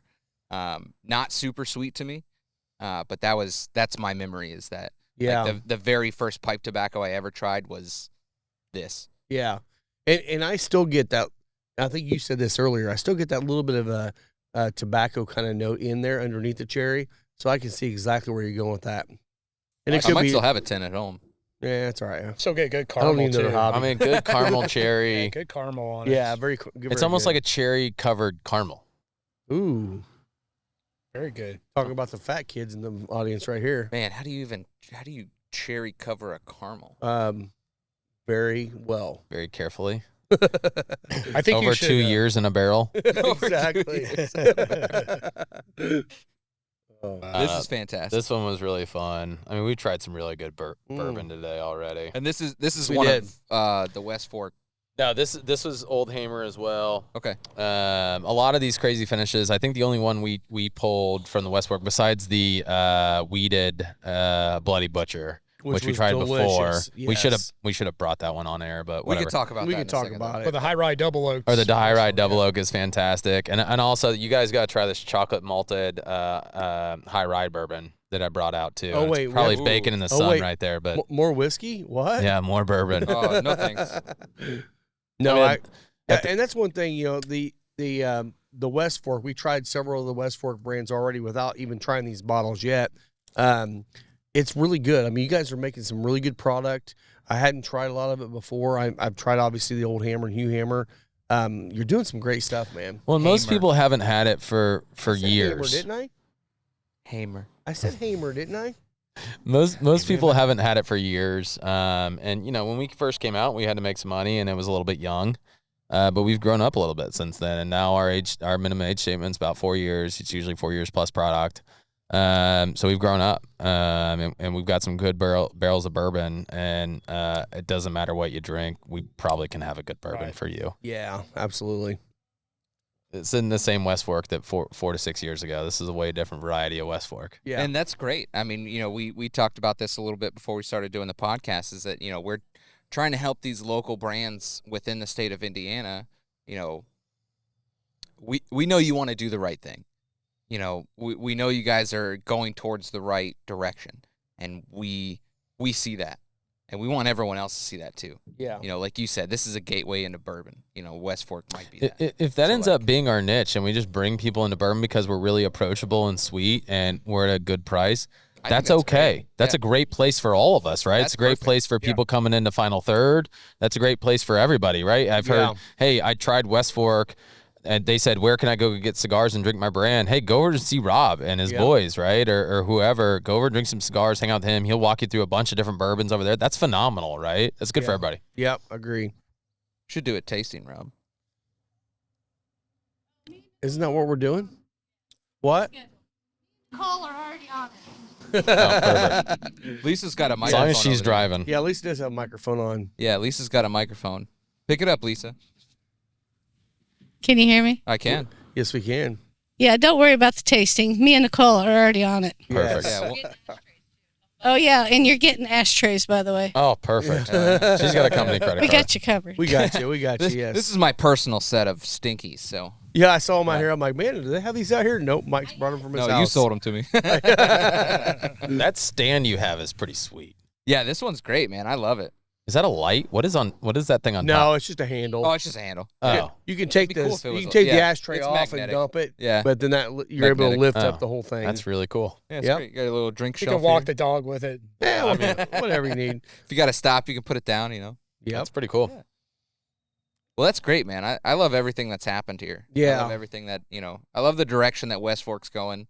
Same. I think this has been good. I mean, you guys have gotten a really, really good. I mean, we can try the one of the base SKUs here if you want to too. But Well, you said chocolate malt. Let's try the chocolate malt. you for guys sure. have tried a lot of both my West Fork distillate and my Old Hamer distillate. Yep. So you've gotten a lot of you've really seen who we are today, right? I've lifted up the skirt. You've seen behind the scenes. We've tried a lot of bourbon out of a barrel. There was no hiding anything, and some of those barrels I haven't tried for months, or if ever. So it's not like I was cultivating an experience where it's trying to put our best foot forward. I was saying, hey, here's who we are, and hopefully you like us. Yeah. that's great. Well, we definitely, like I said, we definitely want to try your white dog before we take off, or if you want to get somebody here for the show, let's get some on the show. Let me text Nicole. Shane. Shane. Jane. Yes, Lisa. Okay, so From the another peanut question, and forgive me if you've already said this. What's the difference between Old Hammer, and Hugh Hammer? Yeah, so Hugh Hamer is our second barrel aged. Like it's we call the older, more sophisticated stippling. So it's been double barreled to some extent. So if you see Hugh, that means it's been barreled twice. And if you see it with a cream background, that means 103 proof. And if you see it with a black background, that means cask strength or barrel strength. Okay.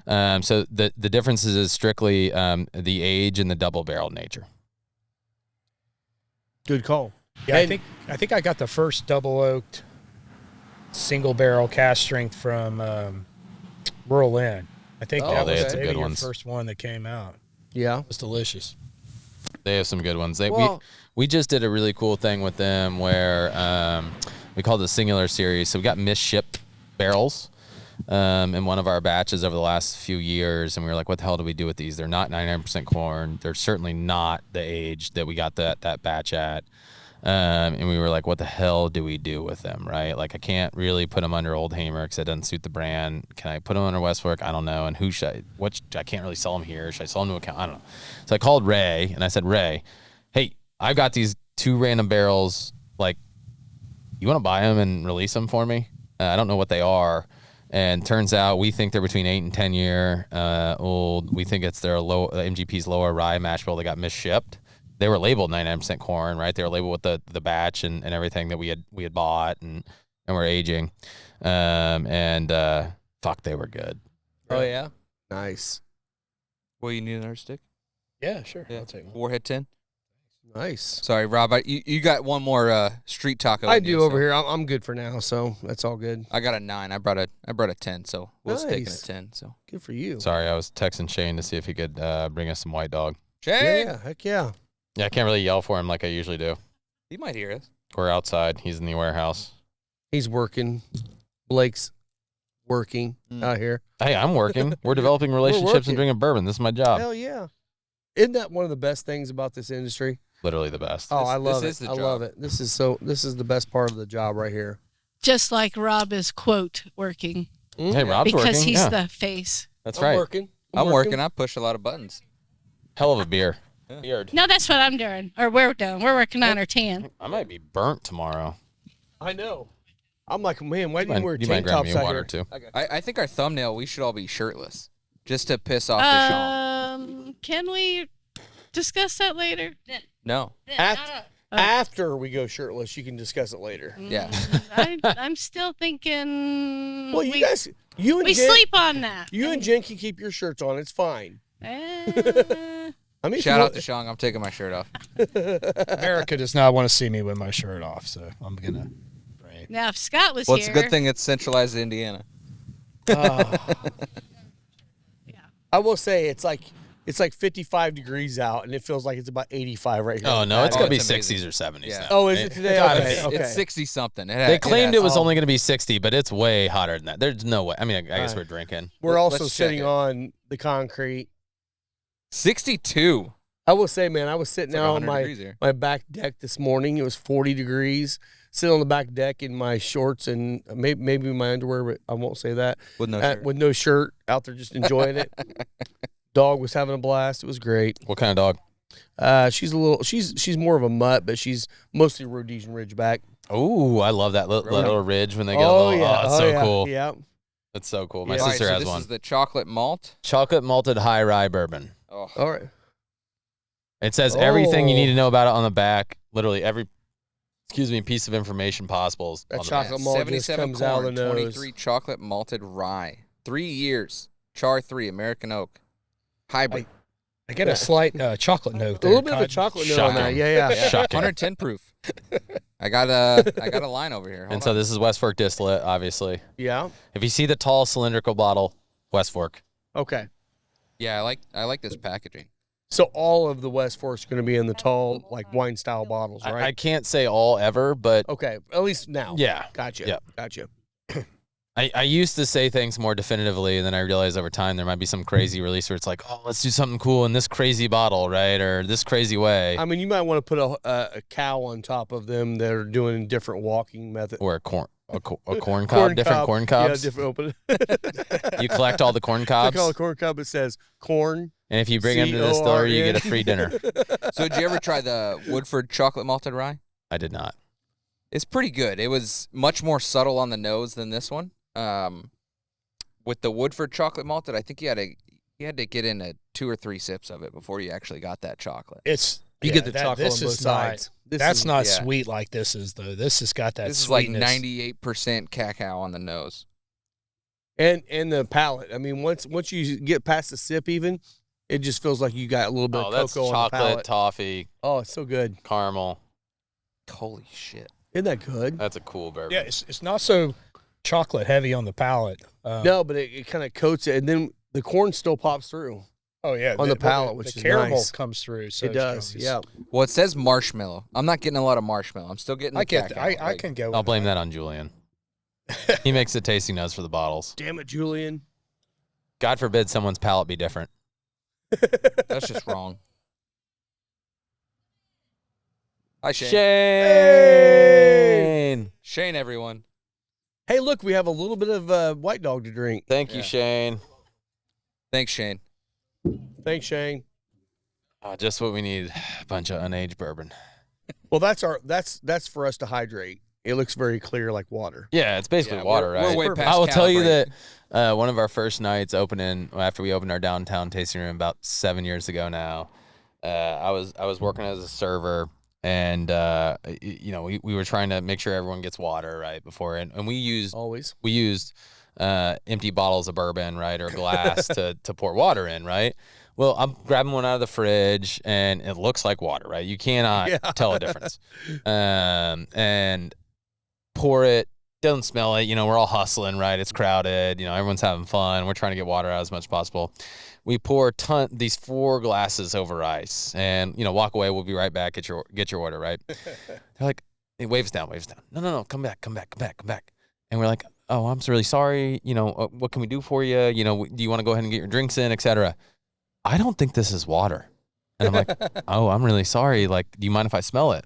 Smell it with just 3 massive glasses of white dog. Like, literally, Oh, no. I would have, like, if it were me at a place, I'd be like, fuck yeah. Hell yeah. But these people were nice enough to let us know. And of course, they went back and the staff drank them later. So it didn't go to course. waste. But No, never. yeah, that would have been definitely overserved somebody there. Hopefully Yeah. the ATC's not listening. I took it back. Yeah. Yeah. Of course you did. Of course I did. So you sell the white dog as well. We do, but I will tell you, we don't sell our normal like distillates for our wheated or high rye as the white dog. It's 100% corn. Gotcha. Okay. So I'd be curious. It's still representative of what our distillate is like. So I'd be curious to see what you guys think Well, here in a second. I tell people all the time, if you can get into a distillery and you try a few of the products and actually try the white dog, it's a really cool way to learn whiskey on what the barrel does to a white spirit. It's huge. And you can pick a little. You can pick some different things out of that. you for really sure. can, yeah. It's huge. Yeah. It's a really, really important indicator as to what the bourbon might be like in a Mhm. barrel, 4 years later. So I have a question, Blake. Like the 3 of you guys started all these different backgrounds, right? I mean, your brother probably had the science background. Law, finance, and science. So who took the reins of like actually learning how to distill? Was it all 3 of you, or your brother, or how that? So David and I did do some training at another distillery, just so we are well versed and know. But David and I are not the distillers. Okay. And thankfully, my brother in his master's not only did a lot of distillation in labs, but did a lot of research on yeast. Doesn't like to talk about it, right? He's not one of those nerdy guys who likes to tell you everything. Like, he will tell you that you got to pull it out of him Okay. in every second. And then from there, we knew what it should be like. He designed our system, and then it was, it's his baby. We question him along the way. We tell him what we want it to be like, and we're dumb enough to ask really stupid questions. But he's our head distiller. And he's who drives that, and he's who designs our systems That's awesome. with So- a certain flavor profile in mind. So your yeast. Do you want to talk about your yeast at all? I mean, we've used a wide variety, 3 to 5. I may have a different opinion than some in that it is an important factor. It is an influencing factor. It is not the predominant factor. And there are some people who make it, front and center, and some people who don't. Most distilleries would probably tend to say that yeast is there to produce alcohol and to not harm the bourbon, and hopefully create some good flavors. So I would argue it's really, really important. We do have a couple strains that we really like, but we tend to like the ones that produce the most amount of alcohol because the barrel, if you're distilling right and you like your builds, et cetera, and you're fermenting correctly in terms of, how you ferment and not just the use you use, you'll get roughly industry yields. And so I yeast is a factor. I wouldn't say it's an important factor for us and our style. But we like to make alcohol with our yeast. Yeah. Are you guys still playing with barrel entry proof, or have you kind of think you've got that locked in? Or We're absolutely still playing with it. Yeah. It's anywhere between 110 and 115 and 120. We typically don't enter a 125 because we don't have a lot of 8-year projects yet. You typically find the lower entry proof is better younger, and a higher entry proof, and this is because of the chemistry, but the higher entry proof is better for longer term projects. And that's across the industry. It's not just us, right? That's just a general rule. So we're still experimenting again. We're just trying to figure out what our mash bills and our fermentation do at certain ages, at certain entry proofs. Well, I feel like my buzz is kind of starting to go away a little bit, so let's get some of that white dog going. White dog. Lord. We're gonna get Blake hammered. He's gonna have to hit the couch here in a few minutes. Professional. He's I know not you driving are. today. I'm a professional. I'll tell you, I've been here before. This chocolate malt Oh, I love with Fucking this cigar, fantastic. Yeah. it's a. Oh, I the mean, Warhead it's 10. phenomenal. Oh shit! Yeah. I forgot. It was great I with forgot mine, to bring too. that other one I meant to blind you on. I might text someone else too. Shane. Shade. Nicole. Is she in the building? Will you text her? Will you text her? Tell her to come here. I should have given her a headset, and then we could have just talked to her. Excuse me, can you find this, please? Yes. Tasting this. Nicole? You want? I'm still tasting this one. Paging Nicole. I'm enjoying it. Give me a swig. Good. And if she can find the more? high corn bottle and bond too that we've got out right now, very limited amounts. That one's like a liquid candy corn. Oh, my God. Ooh, That Yeah, would my be a wife would really, hate that one. You know, really, I really love cool I one. will say, so many people hate candy that. Ooh, this corn. smells good. I love candy corn, man. Jen hates it. I fucking love candy I corn. love it, man. Ah. Candy corn and popcorn, man. Let's So- go. Do you like circus peanuts too, Rob? Occasionally, only because of the memory of my mom. My mom loved those things. Oh, So if I eat one, all it does is remind me of my mom. love it. Love circus peanuts. Yep. So, Walking to the so your gas white station. dog is at 80 proof. 80 That's what I proof, wanna 100% corn. Hold on. So this is now I gotta try to find someone to Bring us more alcohol. I am. Bring us I'm not gonna tell you. One alcohol. So One alcohol, please. Need in a 750 ml bottle. Thank Yes, you. please. we wanted to start a bar, and that's going to be the name. Is One one alcohol, alcohol, please. please. I actually think that'd be a phenomenal bar That'd be a name. great bar. And shit, I should have. So your new Thanks, MI community over here, we're going to open a bar, and it's going to be called One Alcohol. Well, we Please. might. We might. Rob and I might. She said she wants to talk to you. Who's this? Nicole. She You can left. put her on the air. That's fine. She left. Oh, no. Oh, okay. Hi, Nicole. Hi. Hey, I was ready to tell we're on the podcast right now. We can Never hear you. Hi. She's gonna have somebody. All right, never mind. I already text Shane. I apologize. okay. And hey, there's more food if you need it, guys, because you're gonna need it. All right. Thanks, Nicole. Sorry to bother you. Thanks, Nicole. Bye. She Yeah. was awesome, man. Oh, Nicole's the best. So how Yeah, long has she been Nicole with your Austin, company? everyone. You know, so we, as we started getting product 4+ years old over the last 3 to 6 months, we started looking to scale up our sales department. And I just so happened that someone who worked for me knew her. And we had met years ago when we thought about switching distributors. And she worked for Johnson Brothers at that time. And so I was just networking, trying to get to know other people. And we reconnected again a few months ago, 3-4 months ago. And she was trying to get back in the business. She was at 3Chi, the CBD and THC company. And I said, hey, you want to take a risk with me? I know you're a great salesperson. You want to come help me grow a sales arm? We have 4 full-time sales reps in Indiana, about to hire 1 in Illinois. We're going to launch in 5 to 10 more states. We'll have in any relevant market, we'll have at least 1 rep. And I like doing this stuff. I don't love traveling, and my family doesn't love traveling. So, hey, do you want to do those things? And so I hired her, and it's been working out awesome. Nicole's great. So I'm glad you've had a good experience with her. So what is her title again? Sales director. I don't know. Call her whatever you want. Okay. Yeah. Sales person, She's sales super lead, nice. sales manager, sales state manager. Yeah. All Total things West Fork wine whiskey runner. and Old Hamer. Nice. So back to this corn whiskey here. Yeah, it literally looks like water. It does. The And clarity is incredible. it's clean.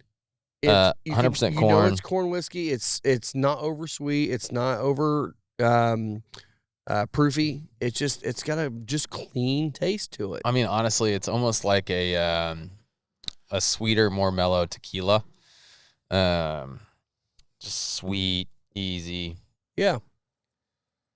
That's a good way to put that. Yeah. Yeah, it is good. I like that. I would rather have an alcoholic beverage that's aged. Yeah. Sorry for pouring mine out. No, but it's always nice to try this because I think again this shows. I know you proof this down to 80. That's fine because obviously you're selling one of some the reasons why bottles. we do is because we use it in cocktails. Oh, that makes sense. Yeah. And so we do package our own vodka and gin. But when we don't have tequila here. And so this really gives us an option for rum or tequila based cocktails. Gotcha. Because you can play with some of the same cocktails that way. Yeah. So this is perfect for it. That's true because you throw a little bit of agave syrup in that and you can make a margarita with it. Yeah. Phenomenal margarita too. Yeah. Oh, and the best Bloody Mary. Oh. I'd argue it's better than vodka in a Bloody Mary. Especially if you do a house spicy mix. Oh, fucking incredible. I'll tell you, one of the best Bloody Marys you ever had was from Spiritual French Lick when Alan was still there. He does it with Aquavit. That would make sense. Yeah. Fantastic. It was so good. Jen. I'll check that that Bloody Mary recipe for you. All right. I'll test that out for All you. right, you That's got my it. thing. All right. You got it. All right, Yes, so you can yes. have this bottle. Okay. We'll take that one home. Yeah, that We'll one's yours. experiment. Twist That our one's arm. yours. Yeah. Please force me to do that. So as we're waiting here, hopefully, We Shane. have 2 other unopened bottles here. I see. Well, yeah, we can try those, and we'll do the. I think we'll do the High Rye West Fork. I imagine Shane will bring what I'm asking because he's always awesome. His last name also means Christmas, so when he comes out here, just tell him Merry Christmas. Merry Christmas. Merry Nice. Christmas, Shane. Nice. He's a true hero. He is a hero. He is a hero. When it comes to all West Fork warehousing or packaging, the guy is it. He's the man. So we're great. gonna go to the base product. Let's Okay. do it. Okay. West Fork base, just our high rye. Didn't bring our weeded. I should have brought our high corn bottle and bond. Shane. Oh, I thought you saw him. Gotcha. Gotcha. So this is just your straight bourbon. Just straight bourbon. High rye Between, bourbon. yeah, roughly 4 years old. So 73% corn. 90 proof. Yeah, the rest rye, 27% rye, 90 proof. Minimally filtered. If someone says it's non-filtered, they're lying because unless you see barrel chars, Yeah. then they filtered it. Yeah. We just do it enough. It's like a screen filter, right? Just so the barrel char didn't come in the bottle because most people, that'd be off-putting. I mean, you Sure. get a little char in your mouth and you chew on it. You're like, oh. I'm cool with it because I I could don't care mind less it. and I love it. Yeah. But most people wouldn't like it. And, y'all are proof heads, so Yeah. we'll see where this lands with y'all. But We did a couple. it's a good bottle of bourbon. It's $34.99 at retail or under. And that's one thing I really love about the brands. I mean, the old Hammer, the Hugh Hammer's a little. I said Hamer, I think, didn't I? Hamer. God, You dang say it. hammer on the backside when you Hammer. say, I said hammer, didn't I? Hamer. No, you said hammer. All right, You whatever. repeated it as hammer. So old versus Hugh. How about that? Is there better? you go. Old versus you. Just leave out the The hammer. price points are still very good on both those brands. I know the Hugh's a little bit higher price because you're doing some extra work on it. You're doing some extra barreling, all that stuff. But all your prices are in that easy price point for someone to get into whiskey. I mean, when you're looking at some of the stuff out there, minus like that, like we talk about the benchmark full proof we talked about earlier, $20 bottle. That's hard to beat. I'd love to sell JTS it. I actually Brown. do sell a $20 bottle. $19.99, 1 liter straight bourbon. Our signature blend. It's for premium wells. It's a blend of barrels, roughly 3 to 4 years old. We don't really sell it at retail. It's more of an on-premise play for bars and restaurants who don't want to use Basically bellows in their well, right? It's Gotcha. better. It's straight bourbon. But no, we sell $20 bourbon to It's $100 awesome. bourbon. It's awesome, and that's nice because there's so many of those bourbons that people are hunting after their stupid money.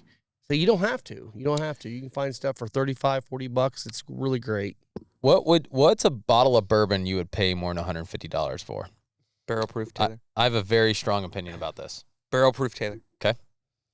That's I probably will- my More one. than 150. I will say not Yeah. a lot. I mean, Yeah. 150 to 200.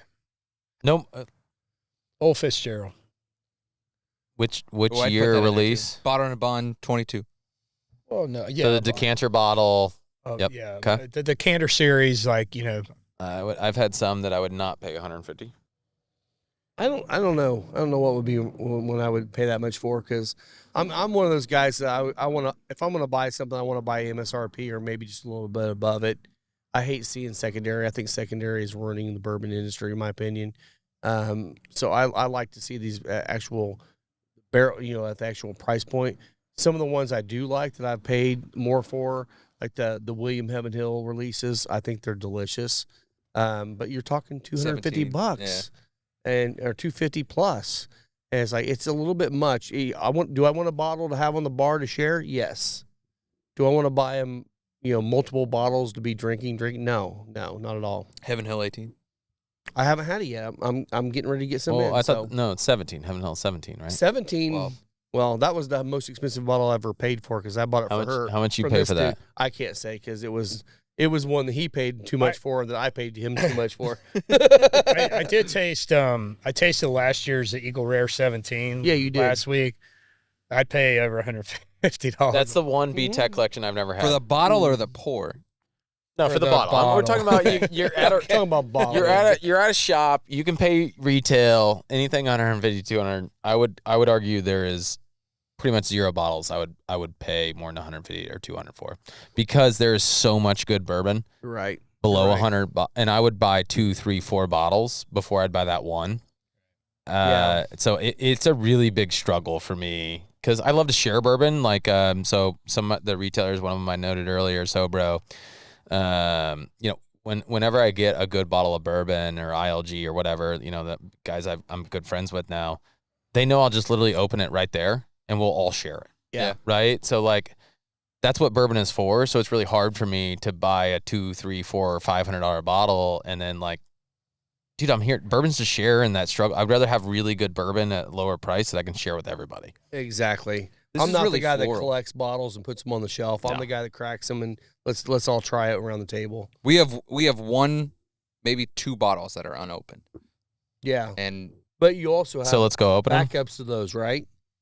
no, fuck no, No. One Okay. of them is the E.H. So what are they? Taylor, E.H. Taylor Amaranth Grain of the Gods. Okay. Because it's like Yeah, I've had it. But that's $3,700. I say that's the one that Yeah, she said if it's she good. loses her job, she has It's good. money to pay I don't think for. it's worth. It's good. Yeah, but if somebody was like, "Here, I'll give you $4,000 for this," yeah, fuck it, take it. I'll give you a I don't handshake. give a shit. Yeah, that's what it's worth. Oh, I thought we had a deal. Well, it's hers. Oh, it's your bottle. It is. Oh, It's thought hers. we were okay. friends Well, just, here. why, I thought here's we what were you guys should do: have a date and drink it. You Yeah. should. Wow, we You did should. that. What We else didn't is it like for? Yeah, pay the mortgage. Pay the mortgage. Yeah. That's our mortgage bottle. That's the only what one. bourbon that's is for unopened. me, not you. I know. You're here to drink bourbon. I know. I'm here to pay the mortgage. I get the Heaven Hill bottled and bond, which is my favorite. So I do love Heaven Hill Bottle and Bond. yeah, I mean, great. 7 years, so good. yeah, $40 at Costco. All right, can you guys stack rank the top 6 in your opinions? Because I heard you guys when I I, don't think listened I last could. week, because you guys were doing the Vroom Juice, right? Our Yeah. Racing Hammer series. I listened to the podcast, and also to try to figure out how to get ready for this damn thing. Can you stack rank these? Have you guys ever done that? No. The We top have not. 6? No. Okay, so this is good content. Oh, Let's it go. is. Let's go. Man. I don't even know how to do that at this point. No, stack rank the top 6, the biggest distilleries. I mean, I know who my number one is. It's not just number Sazerac. one, though. It's No, it's Heaven Hills for me. Oh, I'd say Heaven Hill Heaven- is second for me. Heaven Hill's Hill, my number one. Buffalo Trace. Who's last? Maybe that's a better question. So first of all, for everyone out there, name the top 6. I don't. Name the big six. Yeah, there you go. I hate putting anybody in the last. Well, you got to do it. Someone's got to be last. Wait, Well, so everybody again, could be again. last. Big six. Who are they? You got Buffalo Trace, Heaven Hill, Heaven Hill, Brown Farman, Brown Foreman, Campari. Beam Campari. Centauri. Makers. That's Right? Beam That's Centauri. Beam. Or Beam Yeah. Centauri. Okay. Campari. Campari. Campari, and then Who's the last one? Who's six? Would you qualify MGP as the 6th? honestly they should be. I mean, they make more bourbon Well, than any were of these they? guys. You guys Anybody- know that, right? Oh yeah, they do. They're the biggest distillery By far. in the world. Like, it's not even close. Yeah, but I don't know. See, if they you already ever- said Brown Foreman. You had Beam Centauri. You had Heaven Hill. You had Sazerac, right? Those are the big four. Campari. Campari Campari. is they're not near as big as those four either. But aren't they considered one of the big Well, six? it's Gotta five be. or- yeah, When five- it comes to five or bourbon six. brands, though, they're not as big as those So four. when people say big six, who is the six? Who's the I don't know if six? anybody calls MGP the big six, even though they're So number who's the one. sixth? We got to be missing an obvious. We are missing an obvious. West Fork. What's for? That'd be way retired. Yeah, yeah. Talk about a number. He would have already sold that Oh, one. Pernod Ricard. But no Ricard. Pernod's got Rabbit Hole, but not in bourbon. Got Jefferson's. He's got Rabbit Hole. Rabbit Hole and Jefferson's, that's it, It's the only bourbons he has. right? Or did they buy Tilray, or not Tilray? They have, what's that New York brand? And do they have those too? I don't know. But again, okay, so you guys, just so I'm No. clear, That's it. it's Heaven So Hill and Sazerac. pretty much. on the Those top. are Your top, top two. two. Yeah, All right. yeah, yeah. All right. Beam over Brown Foreman or Beam Centauri? Brown Foreman. So you like Old Forester and Woodford better? I'm going I Beam. would rather have Old Because Forester. no I like chance you're Old you're Forester. picking Jack over Jim. Right, right. Yeah. Exactly. Yeah. I do You're like. Brown Foreman over Beam? I'm not. It depends on the bottle for me. Top to bottom. Top to bottom. Had Top to to pick. bottom. Guns in your head. I'm gonna have to go with Old Forester on that one. I got Heaven Hill. I mean, that's a good pick. Heaven Hill. I've got Sazerac, and I got to go with the Old Forester brand there. I love Old Forester. You're a Beam guy. Bookers. But all I do day. like- Booker's I has do some like- good stuff. I But do I like think there's more Booker's. subjective things from Beam, where Old Forester and You're Brown right. Foreman has a wider profile, wider I portfolio. will They do, say, they do. Brown Foreman's coming to the game now. Like, See, I haven't had a lot of their Age single product. barrel picks that y'all have had What, from McLaren? Jack. McLaren Racing. Yeah. God, I'd love to own a race team. So dope. It's coming. Hey, you want to split one with me? No. But thanks for asking. $500,000 each. Funny $500,000 car. each? Yeah, Hey- stock car racing. Hey, Yeah, Lisa, we I got need a that. check for $500,000. You Hey, got we're me? doing it. Hey, we're doing it. We're working with No. ILG and It the is- Anderson Speedway, though. It is. Oh, It yeah? is That MGP. might be. That's kind of up your I alley. saw your boxes back there, man. Yeah. We're doing some cool stuff with them, so that maybe we can That'd be fun. It Yeah, is. it's fun. It is Something MGP and Luxco for Big Six. all right. Luxco. MGP, Luxco, Luxco Sazerac, makes more Campari, sense. Heaven Hill, I mean, Yeah. MGP makes more bourbon than any of them. Anybody, yeah. Ricard. Yeah. so And there by you the go. way, when they say Oh, that man. 95 or 98 or 99% of the bourbon barrels are in Kentucky, that's a lie. Yeah. I'm really sorry. MGP has like 15% of the world's bourbon in Indiana. Mm-hmm. Lawrenceburg, Yeah. baby. Sorry, I'm gonna get like a cease and desist from the Kentucky Distillers Guild after this No. podcast. We'll cut that out. Good thing you live in Indiana, buddy. KDA doesn't listen to this. No, we're not. If that you big. do, If you do, reach out. We want to All right, so what'd you guys think? What'd you guys honestly think? I don't care if you don't like it or not. Because I need honest I feedback. think I think the nose on this one is very floral. I mean, honestly, there's some really good base here. It's that caramel and kind of raisin that we got from that double oak. I get the same notes that I do on the double oak tie rye. Yeah. It's just not as robust. It's not. Right. But Right. The an same notes easy, shine good through. sipper, Yeah. good Super caramels, easy. good vanillas, a little bit of raisins, rye spice in there. Still great flavor all the way through. I mean, for $35 Oh, in my a God, local yeah. company, that's hard to beat. Forgot It's hard to beat. Diageo. Mhm. Yeah, I left out Diageo. Oh yeah, Diageo's big. Duh, bullet. That's true. I forgot about that. Yeah. Duh. I knew we were gonna miss some obvious ones that, That were would like be, that would be slap probably us in the the face. bottom. This That'd be is the bottom for bourbon me. talking. Yeah. We Yeah. should have known those things. Yeah. We've been drinking since breakfast. And breakfast Thank you, was at thank you, team. 11. High five. Yes. All right, we got one more we haven't opened. So best estate in Indiana, the Hugh Hamer Rum Finish, and then I guess I'll stop making you guys drink with me. Nah. it's Please fine. don't. And we can be here for 5. I don't care until 5 o'clock, just bullshitting. We got It's up to you time. guys. We got 2 more hours. Still waiting It's for good. that one sample. We Oh, can always yeah. do it off air. Shane. Eh, I texted him. how many? What are we on right now in time? Oh, we're good. Okay. Someone else is doing the barrel pick 144. for me right Yeah. now, so Oh I yeah. skipped it to be with you. You're the man. I'm having a blast. He was supposed to be doing a barrel pick right now, but he decided to drink with us. Rob, you've got 52 minutes, and I'm out of memory cards, my friend. Oh, we got plenty of We time. got- 52 minutes. Yeah. Crack some more barrels. It's gonna be a great Let's time. go. Can this thing go mobile? It It needs to be on like a little golf cart. So we're working on that. We're We are working building on a that. mobile kit that's just on a roller with wireless mics, so we don't have to worry about being stationary with cameras. So one thing I really like though that you guys, you're trying the new core of West Fork, that high rye, right? There's a lot of good stuff there, and that's what we're trying to tell the people, right? We're growing up. This is a good distillate. It's got some really good qualities. Come hang out with us. Heck yeah. Yeah. Well, I'm going to send you this. Are you a part of the Indiana Bourbon Club by chance? Every single one Bourbon Club That's out there. great, man. I'm going to send you the link to this podcast, and I'm going to let you share it to Indiana Bourbon Club. Yeah, Cole and I are decent friends. That's great. We've done I'm some happy stuff for you. together. I'm very happy for you. I'm in the business of selling bourbon and building relationships. Yeah. I tried. You should. Okay. So this is the rum finish. Notice, besides big Yeah, this is companies, the I one don't say finished anything regular negatively release. because Yeah, I'm I in try the not business to. of building You can't. relationships and again, all boats rise the tide or whatever that saying is. Yes. Bourbon. Bourbon rises tides. Yes, it does. All tides, both the weather. So Yeah, this is bourbon the, and boats. This Bourbon, is the right? rum finished bourbon. This is the regular Yeah, so we're release. back onto the Old Hamer, regular release, everyday release of the Old Hamer Rum Finish. And actually, we just literally took bottles from this. Most people will cultivate their best barrels and put in competitions. We said, F it. We'll see how our normal batch does at competitions. And I'm not going to tell you, but we're up for some really big awards that we've already know we've won. How much bourbon have you had? Just tell us. Come on. I'm not going to because Come I on. can't. Come No, on, I would flex. ruin relationship. I'd ruin relationships. But we're really excited about these. Good. They're going to be rated as some of the best in the country and the world. Good For 24? For Or 24. 20, okay. Yeah. This particular batch, too. What you're drinking. But what I can say is in January or February, it won Best of State in Indiana for the American Craft Spirits Association. Good job, bud. Is the rum finish. So that's what we're drinking. It's from this batch. We're really, again, I've already told you this is my favorite baby. Yeah. When can you announce that? In a week or two. Okay.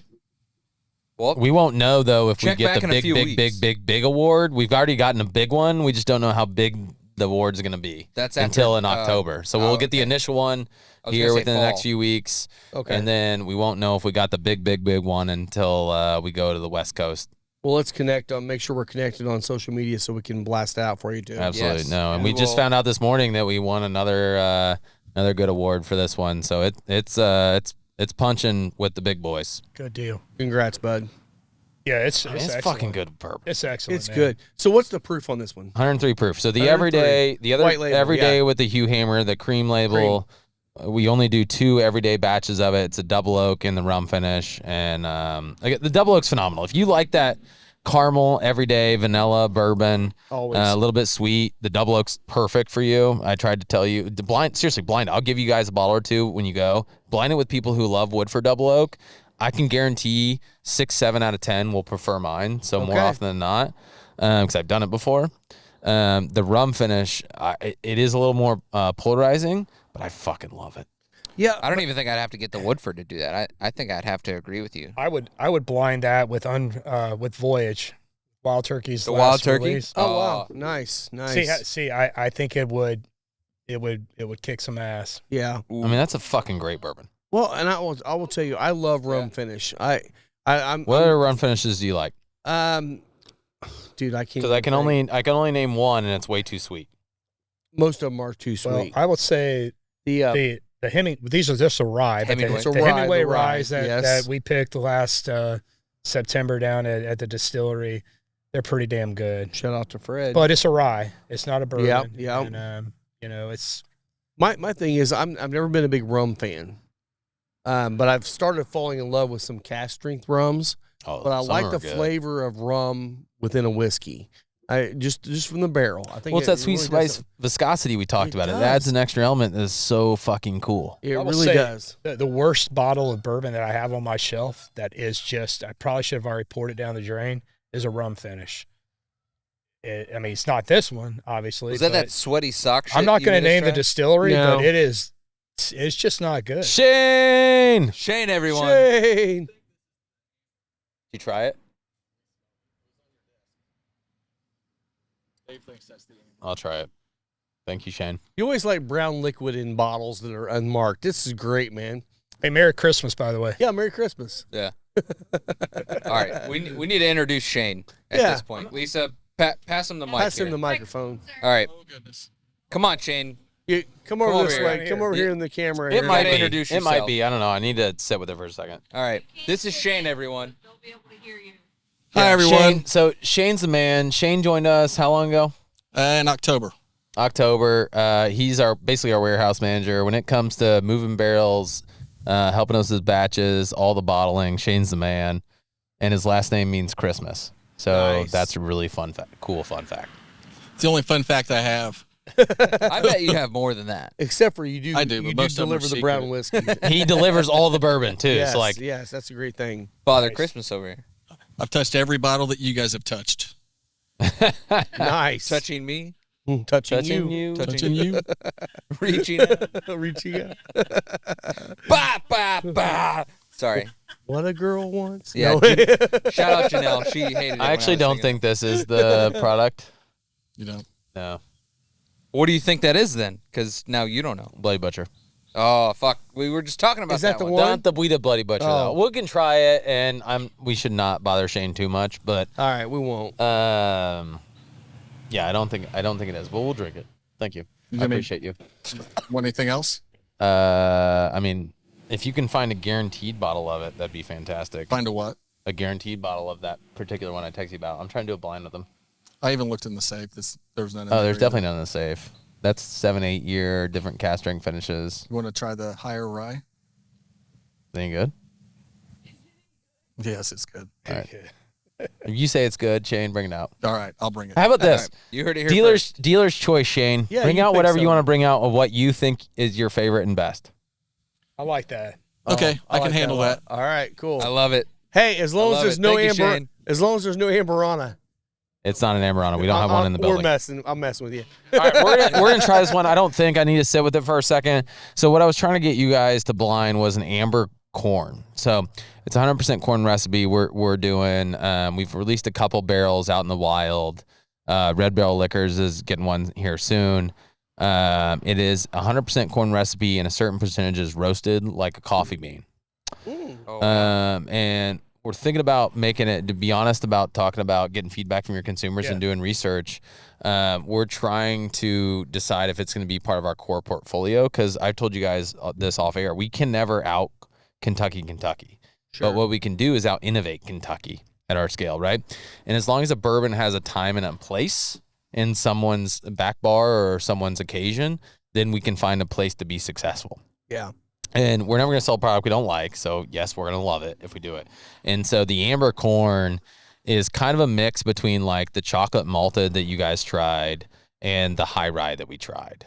Oh. So like this really cool coffee and caramel and toffee notes, but some really good bourbon notes, but it's 100% corn. So no rye, no barley, no wheat, no anything else. And as an Indiana bourbon company, that speaks to us, right? Yeah. Like 100% corn, like fuck yeah. Yeah. love it. Yeah, that's great. I still get a lot of floral off of this one. Are you still drinking the rum finish or I the am. what are you on? Yeah, rum. Rum. On the nose at least. It's All right, it's so- a little I like floral. that rum finish. All Yeah. right, just from my own education, I'm sure you're going to edit some of this. Like, Rob, how did you get in the cigar business? Well, actually getting into the business, I smoked cigars since probably the mid '90s. I played a lot of golf, so go to the golf. You love to play course. golf? I used to. Do you play anymore? I'm trying to get back into it. My shoulders. We're going to play hurt golf. Horrible. love I would like to I get love back playing into golf. it. My We're shoulders playing are bad. golf. All right. I have clubs. but- That doesn't mean I play. But to get into the cigar industry, actually, what happened was COVID, of course, like everyone's stories these days. I was home working for several months during COVID, and I went back to work, and I'm like, I can't work in the office anymore. I want to be home. What did you do before? I was in sales. I sold athletic equipment, bourbon talking. What kind? So, Girdles. basketball, volleyball, stuff that hangs in the ceilings of gymnasiums. Westfield High School, Something stuff in that the hung. ceiling of there. That's cool. So we sold that kind of stuff. And, I went back to the office, and I'm like, I can't work in the office anymore. I want to be working at home. And, of course, the company wouldn't allow us to work from home. going forward. So I'm like, yeah. And Lisa looked at me and she said, well, what do you want to do? I'm like, I just want someone to pay me to smoke cigars and drink bourbon all day. That's what started Phenomenal this. idea. That's what started it. That's what started 100%. That's actually the slogan for Final Third Cigar. It kind of is. Yeah. It kinda Please is. pay me to smoke and drink. I love it. Yeah. What did she say about? Like, my wife initially, no chance. Actually, my wife she actually is the one that encouraged me. She's like, well, let's do it. And Okay, after she laughed. After she laughed. Then she thought about it and then made a plan. Wife talking, right? Yeah. So Lisa is an accountant. She's done bookkeeping she's had her own business for decades. And not that she's that old. She's only like 27. So don't think that. Close. Oh, wow. But it's one of those things where she was looking at it on the business side of it. She's the reason why we're doing this, because she's the book, she's the details. I'm big picture. Yeah, Are you happy? It's her fault. Exactly. Yes. You're yes. happy? Yes, absolutely. You're in a cool spot. Love everything about it. Arguably He's the the coolest in beauty, I'm Central the Indiana. brains. It's so fun. Huh? You know He's that. the beauty, I'm the You know brains. that's not true, I'm the right? beauty. He's the face. beard, you're the brains. Yeah, the beard and the brains. The beard and the that's it. brains. I like that. That should be another podcast right there. The beard and the brains. Beard and the brains. As long as I can drink bourbon with you guys and hang out during that podcast, I'm cool. always. Man, come on. yes, You got to come to the yes. shop at some point, Okay, man. so your man Shane has reappeared. All Okay. right, Shane. Shane brought us something Don't good. tell What us you what got, you Shane? what. Don't tell us what you brought until after we taste it. Okay, well, don't Unless read you brought. it. Are you sure that's not amber? Because you have another Bloody Butcher on your desk right beside that No, one. I haven't. We're gonna try that next. Okay. I mean, because we've only had like 18 ounces of whiskey. Yeah, so We might as well get it up to a full what's bottle. 24 ounces of whiskey? Exactly. We're way over the 12-ounce allotment today, Rob. Exactly. All right, so I did. You guys can I'll read take it. I'm tomorrow not sure off. you're gonna know what it means anyways. So I got a I'm not full even day gonna- tomorrow. I I actually haven't tried this since we tried it out of the barrel. So I'm actually mad fascinated to hear what you guys think. Ooh. I mean, you're trying a lot of shit that's never been released. I'm pouring this. We like left-handed. that. We like doing that. Man, look at that shit. Look how Over strong the this board. hand is. Fuck the board. Shane, go get a glass. Here, someone set this down. Yeah, grab your glass, buddy. Jump in here and drink with us. Shane's hilarious. He's a vet. Was working. Ooh. Thank you, Shane. Oh, what do you think? Oh, that is delicious. Okay, get into it. It's West Fork distillate. It's. Am I wrong? Is it It smells a spicy. lot of cinnamon? I'm getting some cinnamon right now. Makes a lot of sense. But I've had a lot of whiskey, so it's not Amberana cinnamon. Thank No, God. I tried to tell you that No, I know. we don't do it. He's not doing. That's why we like Blake. He's not doing a lot with Amberana. Again, there's a price for everything. If you wanted to pay like $100,000 for a barrel, I would do it. of this. No, of Amberana. So somebody said, No. I want. There's I a wouldn't- price for everything. I wouldn't You pay just have to $1 pay for it. a barrel. Yeah, I'm just telling you right me now. neither. Me neither. There's a reason why that stuff is an endangered wood. Don't use it. Don't use it. That just means that it sucks. Oh, he's sneaking up on you. He's pulling a sneak attack. Ooh. Shane coming in It's hot. like a sweet cinnamon. That's what So, I'm getting. Maybe am I wrong? no, you're not wrong. That's Okay, exactly okay, what I get. Okay. Okay. So- Do you remember the? I don't remember which Don't ones. grab It was like the red hot dots that were on like a sheet of paper. Yeah. But it's yeah. not like an over spice, right? No, no, no. It's not like No. a like. It's also not over sweet. No, it's It's- a really cool compliment. It's So- almost like a it was a honey cinnamon cinnamon. roll. It's like a honey cinnamon. So we said, Shane, pick your favorite. He picked the higher rye. Higher rye means it is a higher rye mash bill versus the corn than the West Fork high rye we just had. okay. Okay. So that's why that rye spice is coming out in a cinnamon fashion in this, balanced with the corn. Gotcha. That's what you're getting. And At this, cast strength. I was gonna say, because this is definitely higher, proofier than what we just had. Oh, Yeah. way proofier. So we're drinking mostly cash strength items today. Oh yeah. Is this where you plan to keep most of the products? Or cask? Yeah, let's be or- honest. I got to make money, so I have to have a good 90 proof product, give or take. Sure. And we have to be good at that. And we tried one, right? Damn solid bourbon, decent price. That's what we get. But yeah, our passion is 100 proof plus. And that's a good thing too. Is like if you want to get this product at cast strength, buy a barrel. Exactly. Buy a barrel. I'm in the business of selling barrels too. Yep. So buy a barrel. I will tell you this: from the 3 co-founders, we already talked about my brother. We didn't talk about David a whole lot, but I will tell you, damn, he loves a good 80, 90 proof on the rocks. It's just how he loves bourbon. He loves it like that, and that's okay. I've done a barrel pick with a company out of Colorado called Peach Street. Great bourbon out of Colorado. They could not get their head wrapped around the fact that we wanted barrel proof. They kept trying to prove it down to 92. And it's like, so it seems like different regions of the country are more into different proofs. And once we are you trying to tell us we're drunks?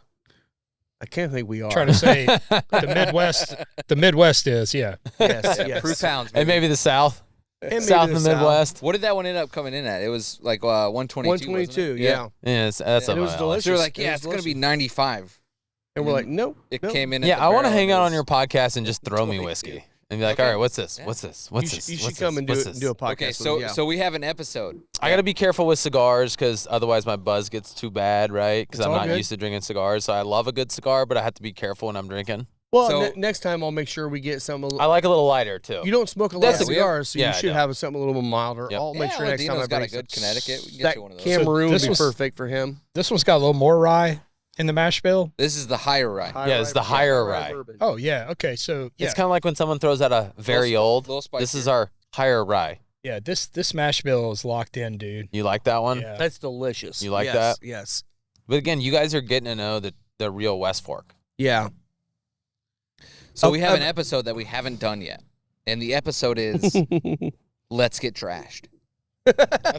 Wait, that's not this episode? No, that is not no, this episode. No. Oh, Believe no. it or not, that is No. not this episode. All This, right. this Can is I- the episode Can I where tag I have, along? I have to be really careful to say this in front of Lisa because she's like, "You're never going to do that." Yeah, we're going to do that.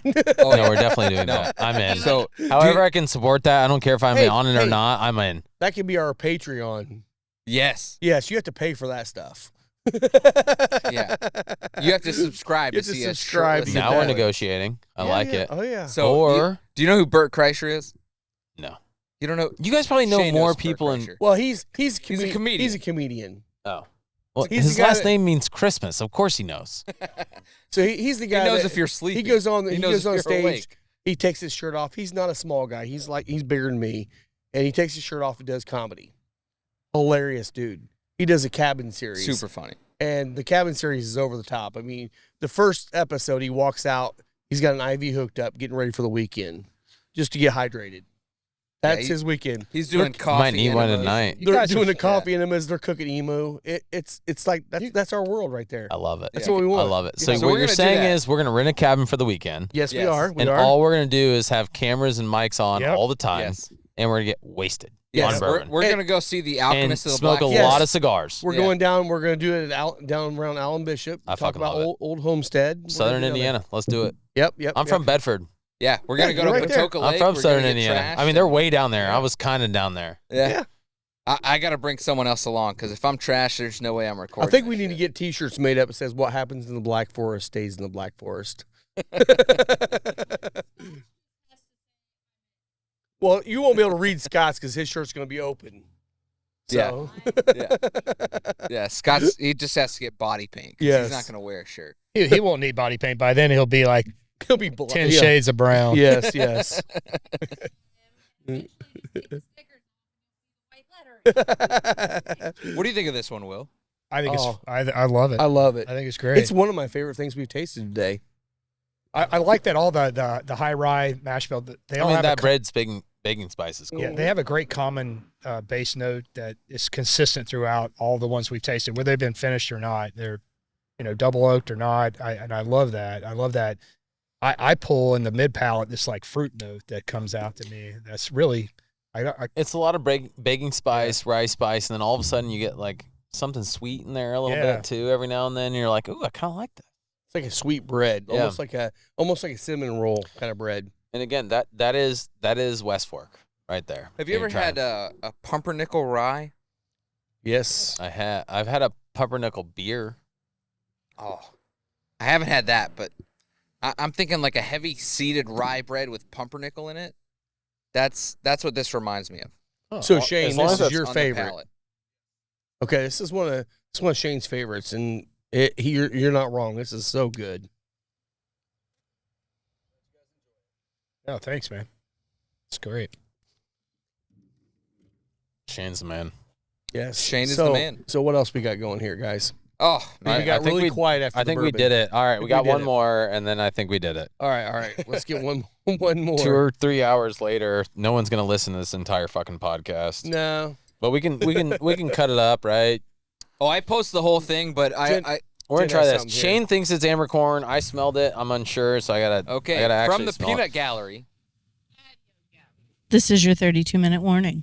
32-minute warning. Oh, We're gonna be out of we time. got plenty of time. We're fine. That's fine. Hold on. Look, the fact that none of this shit is overheated yet is just I'm phenomenal. so excited. Yeah, Well, it you, must Sophie. actually be 60-some degrees. I know, right? It feels warmer. It does. It really does. I could melt into this chair right now. It's so comfy. That's why I took that jacket, that little shacket shacket. off. I love took my shackets. Hold on, I gotta. Hey. That's that he corrected himself and knew that it was a shacket. Yeah, Hey. but I'm almost thinking maybe the man card's about ready to slip out of his pocket right now. Just after that, It's already so. in my wife's purse. Don't worry. It's okay. Hey, the thing I'm most impressed is Lisa's still standing up. She's not falling asleep in her chair right now. we already napped. This sunshine, this is her sleepy time right here. All right, what's this one? Tell us about this one. Let's figure it out. We're gonna figure That's it out this together. guy. Oh, so you don't know what this is? All right, so we think it's the amber corn. I don't see it marked. I thought it was marked on my desk. They pulled it from my desk.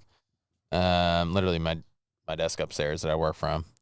I love an amber corn. We briefly talked about it earlier. 100% corn.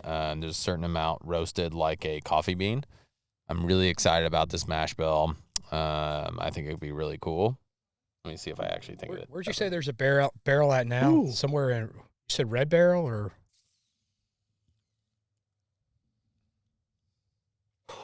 No. You know, Man, that's not it. right here, front one. Could be. Because I don't know. I do. You said a little bit of a coffee kind of note. Yeah, this is amber corn. Okay, I was I don't get the I same note as the rye mash bill. No, this is but 100% corn. I do It's- get that little bit of a kind of a coffee feel. No, to it. this is light roast almost. This is amber corn. 'Kay. Absolutely, after trying it. This is amber corn. This is chewy, man. It's kind of chewy, right? It's a little bit of coffee and toffee notes, but some caramel and vanilla in there. A little bit of oakiness, a little bit of sweet notes.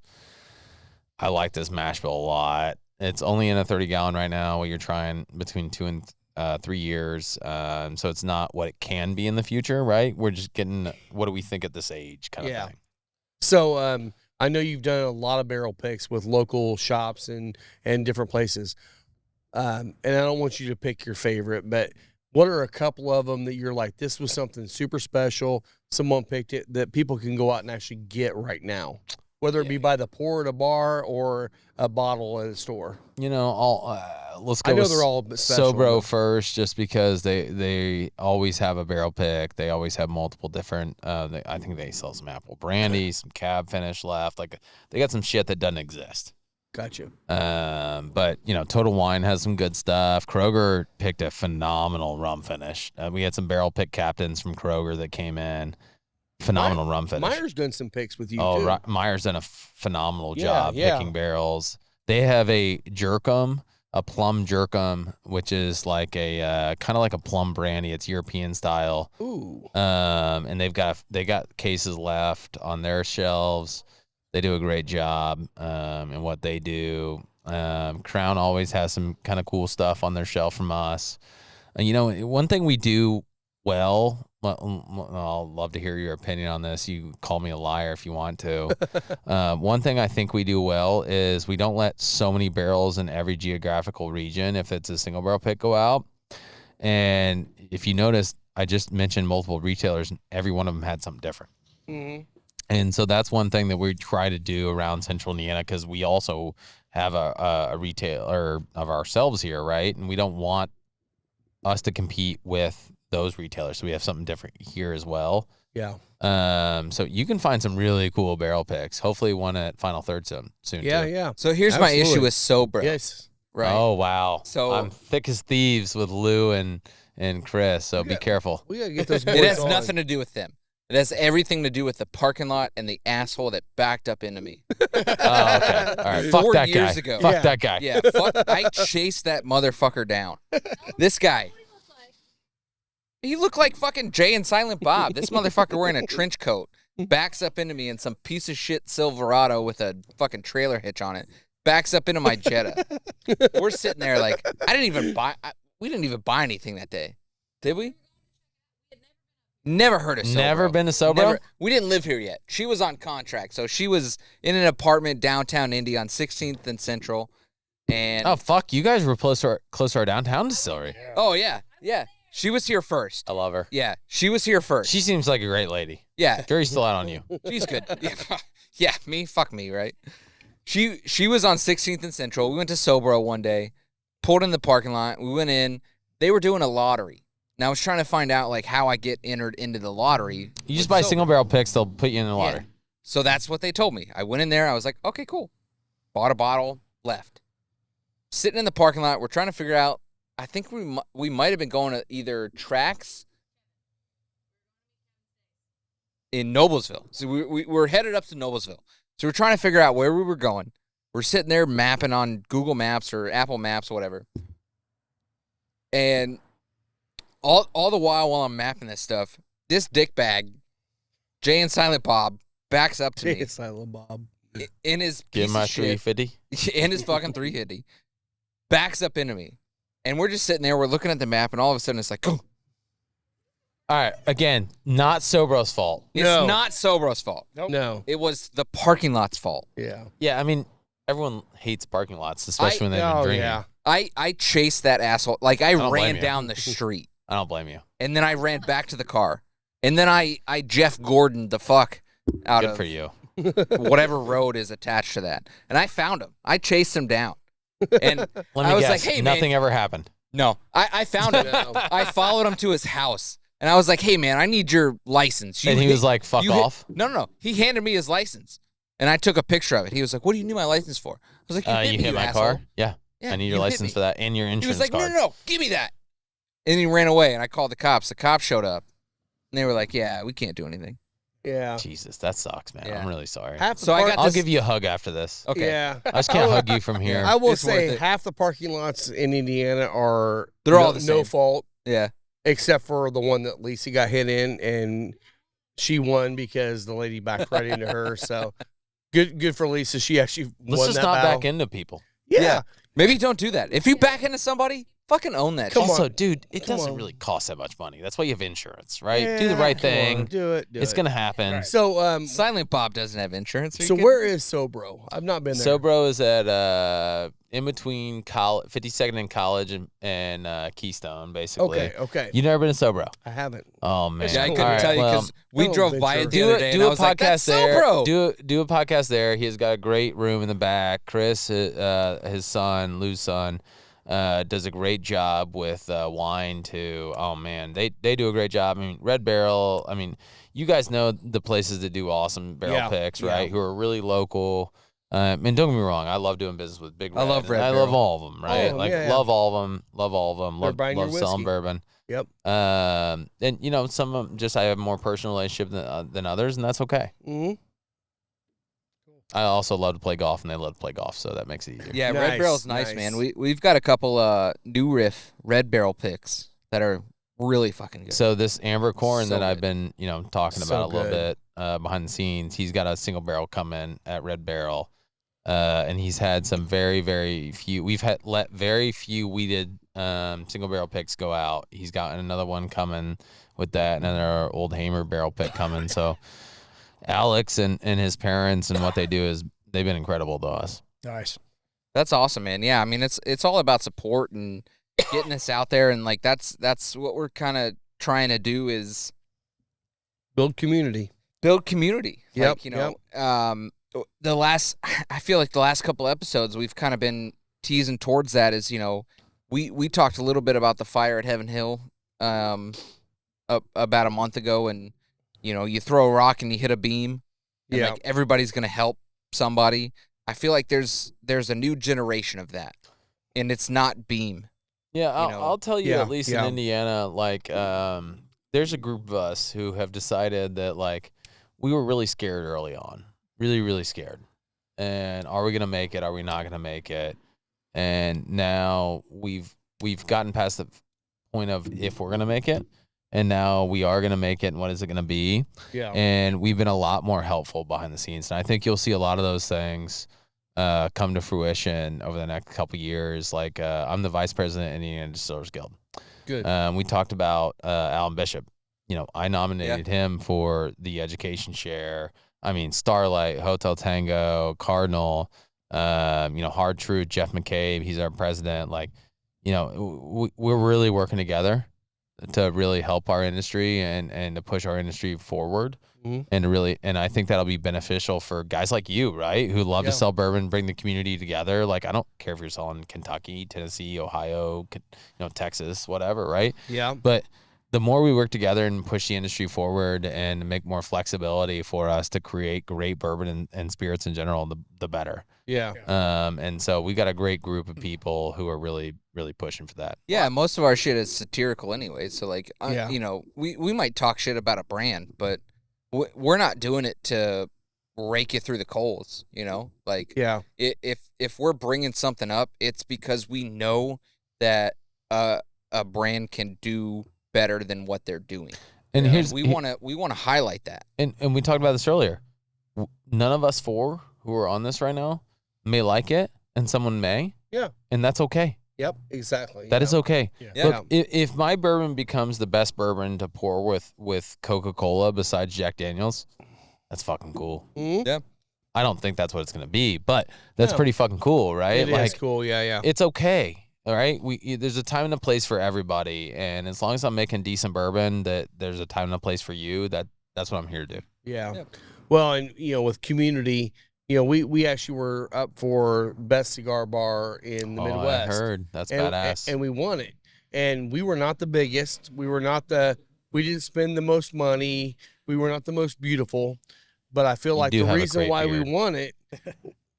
Well, thank you. Rob is make sure Lisa knows that. You have a good beard too. Yeah. You're working on yours. Like Father. I have to shave mine a lot. I will say I've cut about 4 or 5 inches off in the last couple of weeks, so I did have that. Will's pretty taut. Will keeps his. Will keeps his. Yeah, he does. He does. I get he looks so like he occasionally. should be in Florida on a fishing trip. Oh, that's exactly where he lives. Yes. But that's Will's the thing. fishing for swordfish over here. That's the thing. I feel like With his the reason turquoise why shirt. we won was because.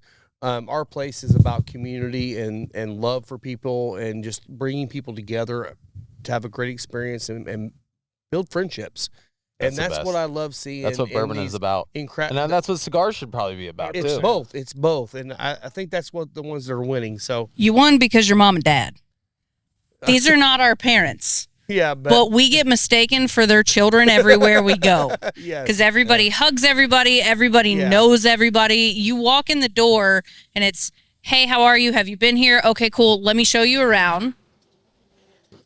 And when you leave, you get a hug. And the next time you come back, oh, hey, Mike, how's it going? Hey, Jen. They know who you are. It's you're not going to find a better sense of community or a belonging anywhere. Incredible. But I feel like that's that Midwest hospitality. Which is how it should be. Hoosier hospitality is a thing. It really is. As Hoosiers in the hospitality business, if we don't do that, we are doing it wrong. Like we're missing the South has something. The East Coast, we think are all our assholes. The West Coast, they're way too laid back. Like we should do that. Yes, and lean into it heavily. Yeah, I don't care what hospitality your business you're into. That is important. Yeah, I love it. Exactly. I love the brand, man. Yeah, I love everything that is happening at West Fork. I love everything that is going on in Indiana. We're trying to branch out to, reach the brands that are out here making a impact in the community, and I think West Fork is one of those. And we talked a little bit about the place here. I came here a few months ago. I think it was shortly after you guys opened. I sat in the bar. It's been about a year and a half, 2 years ago.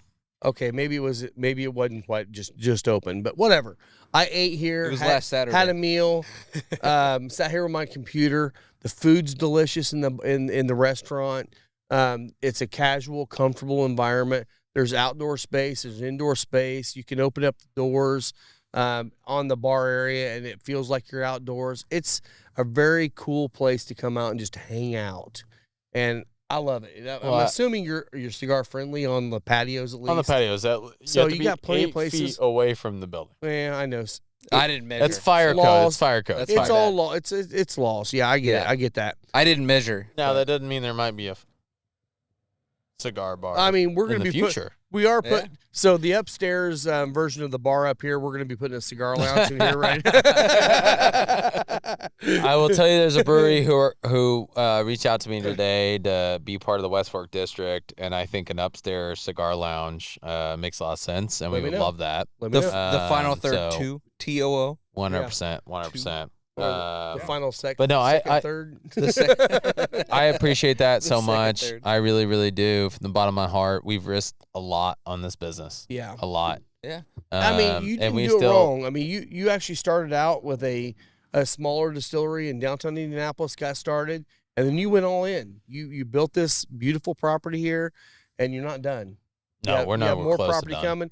I mean, the next 5 years? And, this place is gonna until hold people totally in different. Indiana pull our bourbon first before they pull their everyday premium drinker. We're not talking about the well, right? Bellows, like, we're not talking about that. We're talking about your everyday makers or Woodford or whatever. Until they pull our bourbon before they pull their bourbon, I'm not done. Right. Like, more often than not, I'm never gonna probably sell more than them overall in the country. But I want people like you guys to be like, you know what? For roughly the same price, I can pull West Fork and it's just as good, if not better. Yeah. And I'm going to drink their product. Yeah. That's what we're here to do, right? A good, everyday, great premium product that's corn forward, a little sweet, who adopts the identity of Indiana. I am hell-bent on that, and I have risked everything. And you're doing well. You're doing great. You guys have seen everything. Yeah. I mean, products we haven't even released, products we released. I mean, you guys have gotten the full breadth.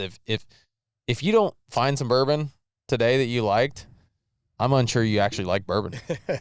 Well, and I agree. You know, I agree. As we go along and we do these podcasts with these other brands, like, it's not like we're going through and just tasting these brands and we're drinking and, you know, we're just like, oh, everything's great. You know, everything that we've tried today has been up to par with our palate and what we feel that everyone else that is on our following and in the Indiana market will also enjoy this. Yes. Yeah. So yeah. we're trying to. I love you. I love you too, man. Can I hug you? Please. Yes. I mean, we're gonna hug. Yeah. We're gonna hug so hard. You gotta after take your this. shirts I mean, off because first, now but it's that fine. like you said that, that's exactly what we're trying to do, and like I just want to hug you. Yeah, Yes, I mean, yes. like, and you know, we're trying to help local brands. Like, we want to get the local distilleries, you know, West Fork and, you know, Starlight and other places. Tons of good. I mean, dude, there's Hard so Truth, many other places. Hard Truth, Old 55. doing Old 55, doing phenomenal things. Yeah. So we're trying to connect with these local brands. We did a podcast where we paired Hard Truth. We haven't done one there yet. So want to go see him? I mean, actually, I went maybe on we a need pick, to go see them. I went on a pick. You know Dirk Fence, right? Yeah. Indiana Into Bourbon. Watch. Yeah. We did a pick with him. Great people down there. I mean, great property, just like you got here. Great property, all the stuff. Jeff and Brian have been awesome to us, and Amazing. That's one thing we talked about in that community. Again, like Travis and I at Hotel Tango, like we are helping each other on stuff. Like Jeff and Brian, like, and what they do, and like with us scaling up to like this column, still absolutely phenomenal. Starlight with Ted and Dana, like, guys, that's what. There's a good community building here, and we're finally starting to support us. Alan included, right? Oh, yeah, absolutely. And we're really starting to support each other. It's fucking cool. That's why I said earlier in the podcast, we're about to enter in the next 2 to 4 years the golden age of good craft bourbon. Yeah. That people like. They're finally going to be like, you know, because to your points earlier, maybe we were offline about, hey, it's not that good, or it's a little young, or all this bullshit, right? It's going to be fucking good. Yeah. And then it's going to be at a competitive price, and you're going to be like, holy shit, maybe I want to buy this over these big brands. Yes. With my thing and my thought about it is that, like, all the other podcasts that are out here doing whiskey and cigar pairings, you know, there's only a few that are doing both.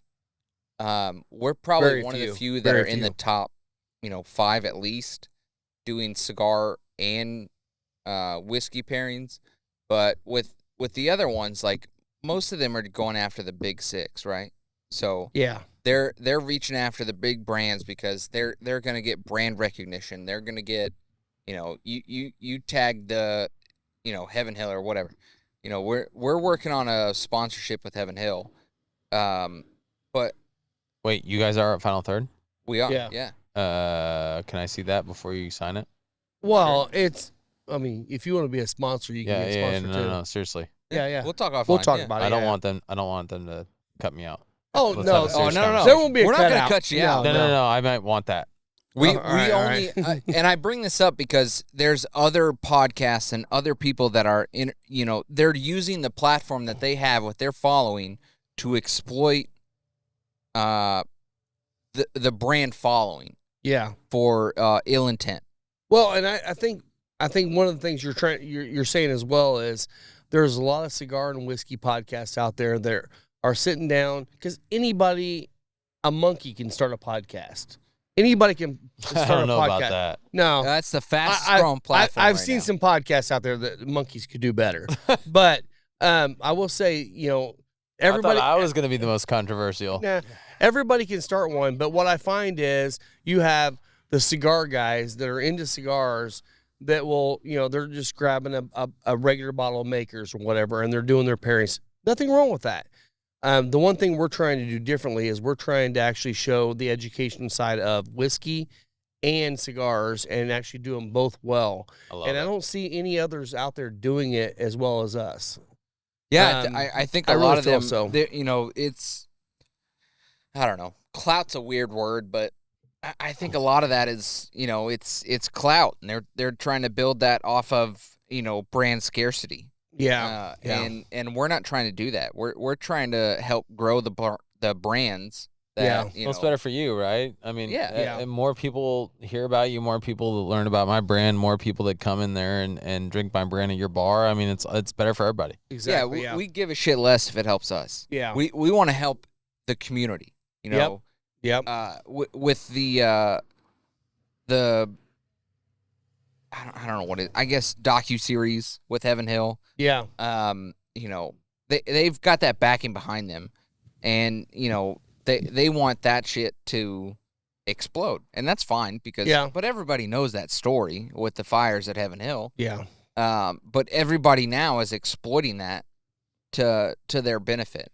We want to help the brands that are in Indiana, that are have been in Indiana, are gonna be in Indiana, and expanding out through the nation I don't know. Again, we're about to be launch successful. in 5 to 10 new states. Well, Yeah, I mean, to Blake's point, I mean, there's so many good bourbons out there now, right? Yeah. That are that craft and medium range that a lot of people have never even tried, haven't Right. even tasted. Or they maybe tried once and it was a little too early. Come back. And just Yeah. come back once and I'll get you. So, how many minutes? I think we're done. All right. All right. So we've been drinking a so lot. let- You guys are awesome. Yeah, let's go ahead and close out now. Yeah, so let's do it. So, Blake, where can everybody find you on Instagram, Facebook, wherever you like to find them? At West Fork Whiskey. Doesn't matter if it's Instagram, LinkedIn, Facebook, whatever it is, all the socials. So thank you guys so much for coming. www.westforkwhiskey.com and go buy Old Hamer. Yeah. Drink local and smoke cigars at Final Third. Yeah. Final Third Cigar everywhere, man. Where you can Find me you? on Instagram at Cocky Wolverine. Yeah, you can find me on Instagram at Bolter Visual, Spencer Lees, and don't forget to follow the new Instagram page at The Final Third Podcast. We will link all of this below. Thank you. Yes. The Final Third Podcast. Yes. Cheers, guys. Cheers, everybody. Cheers, everyone. Have a great night.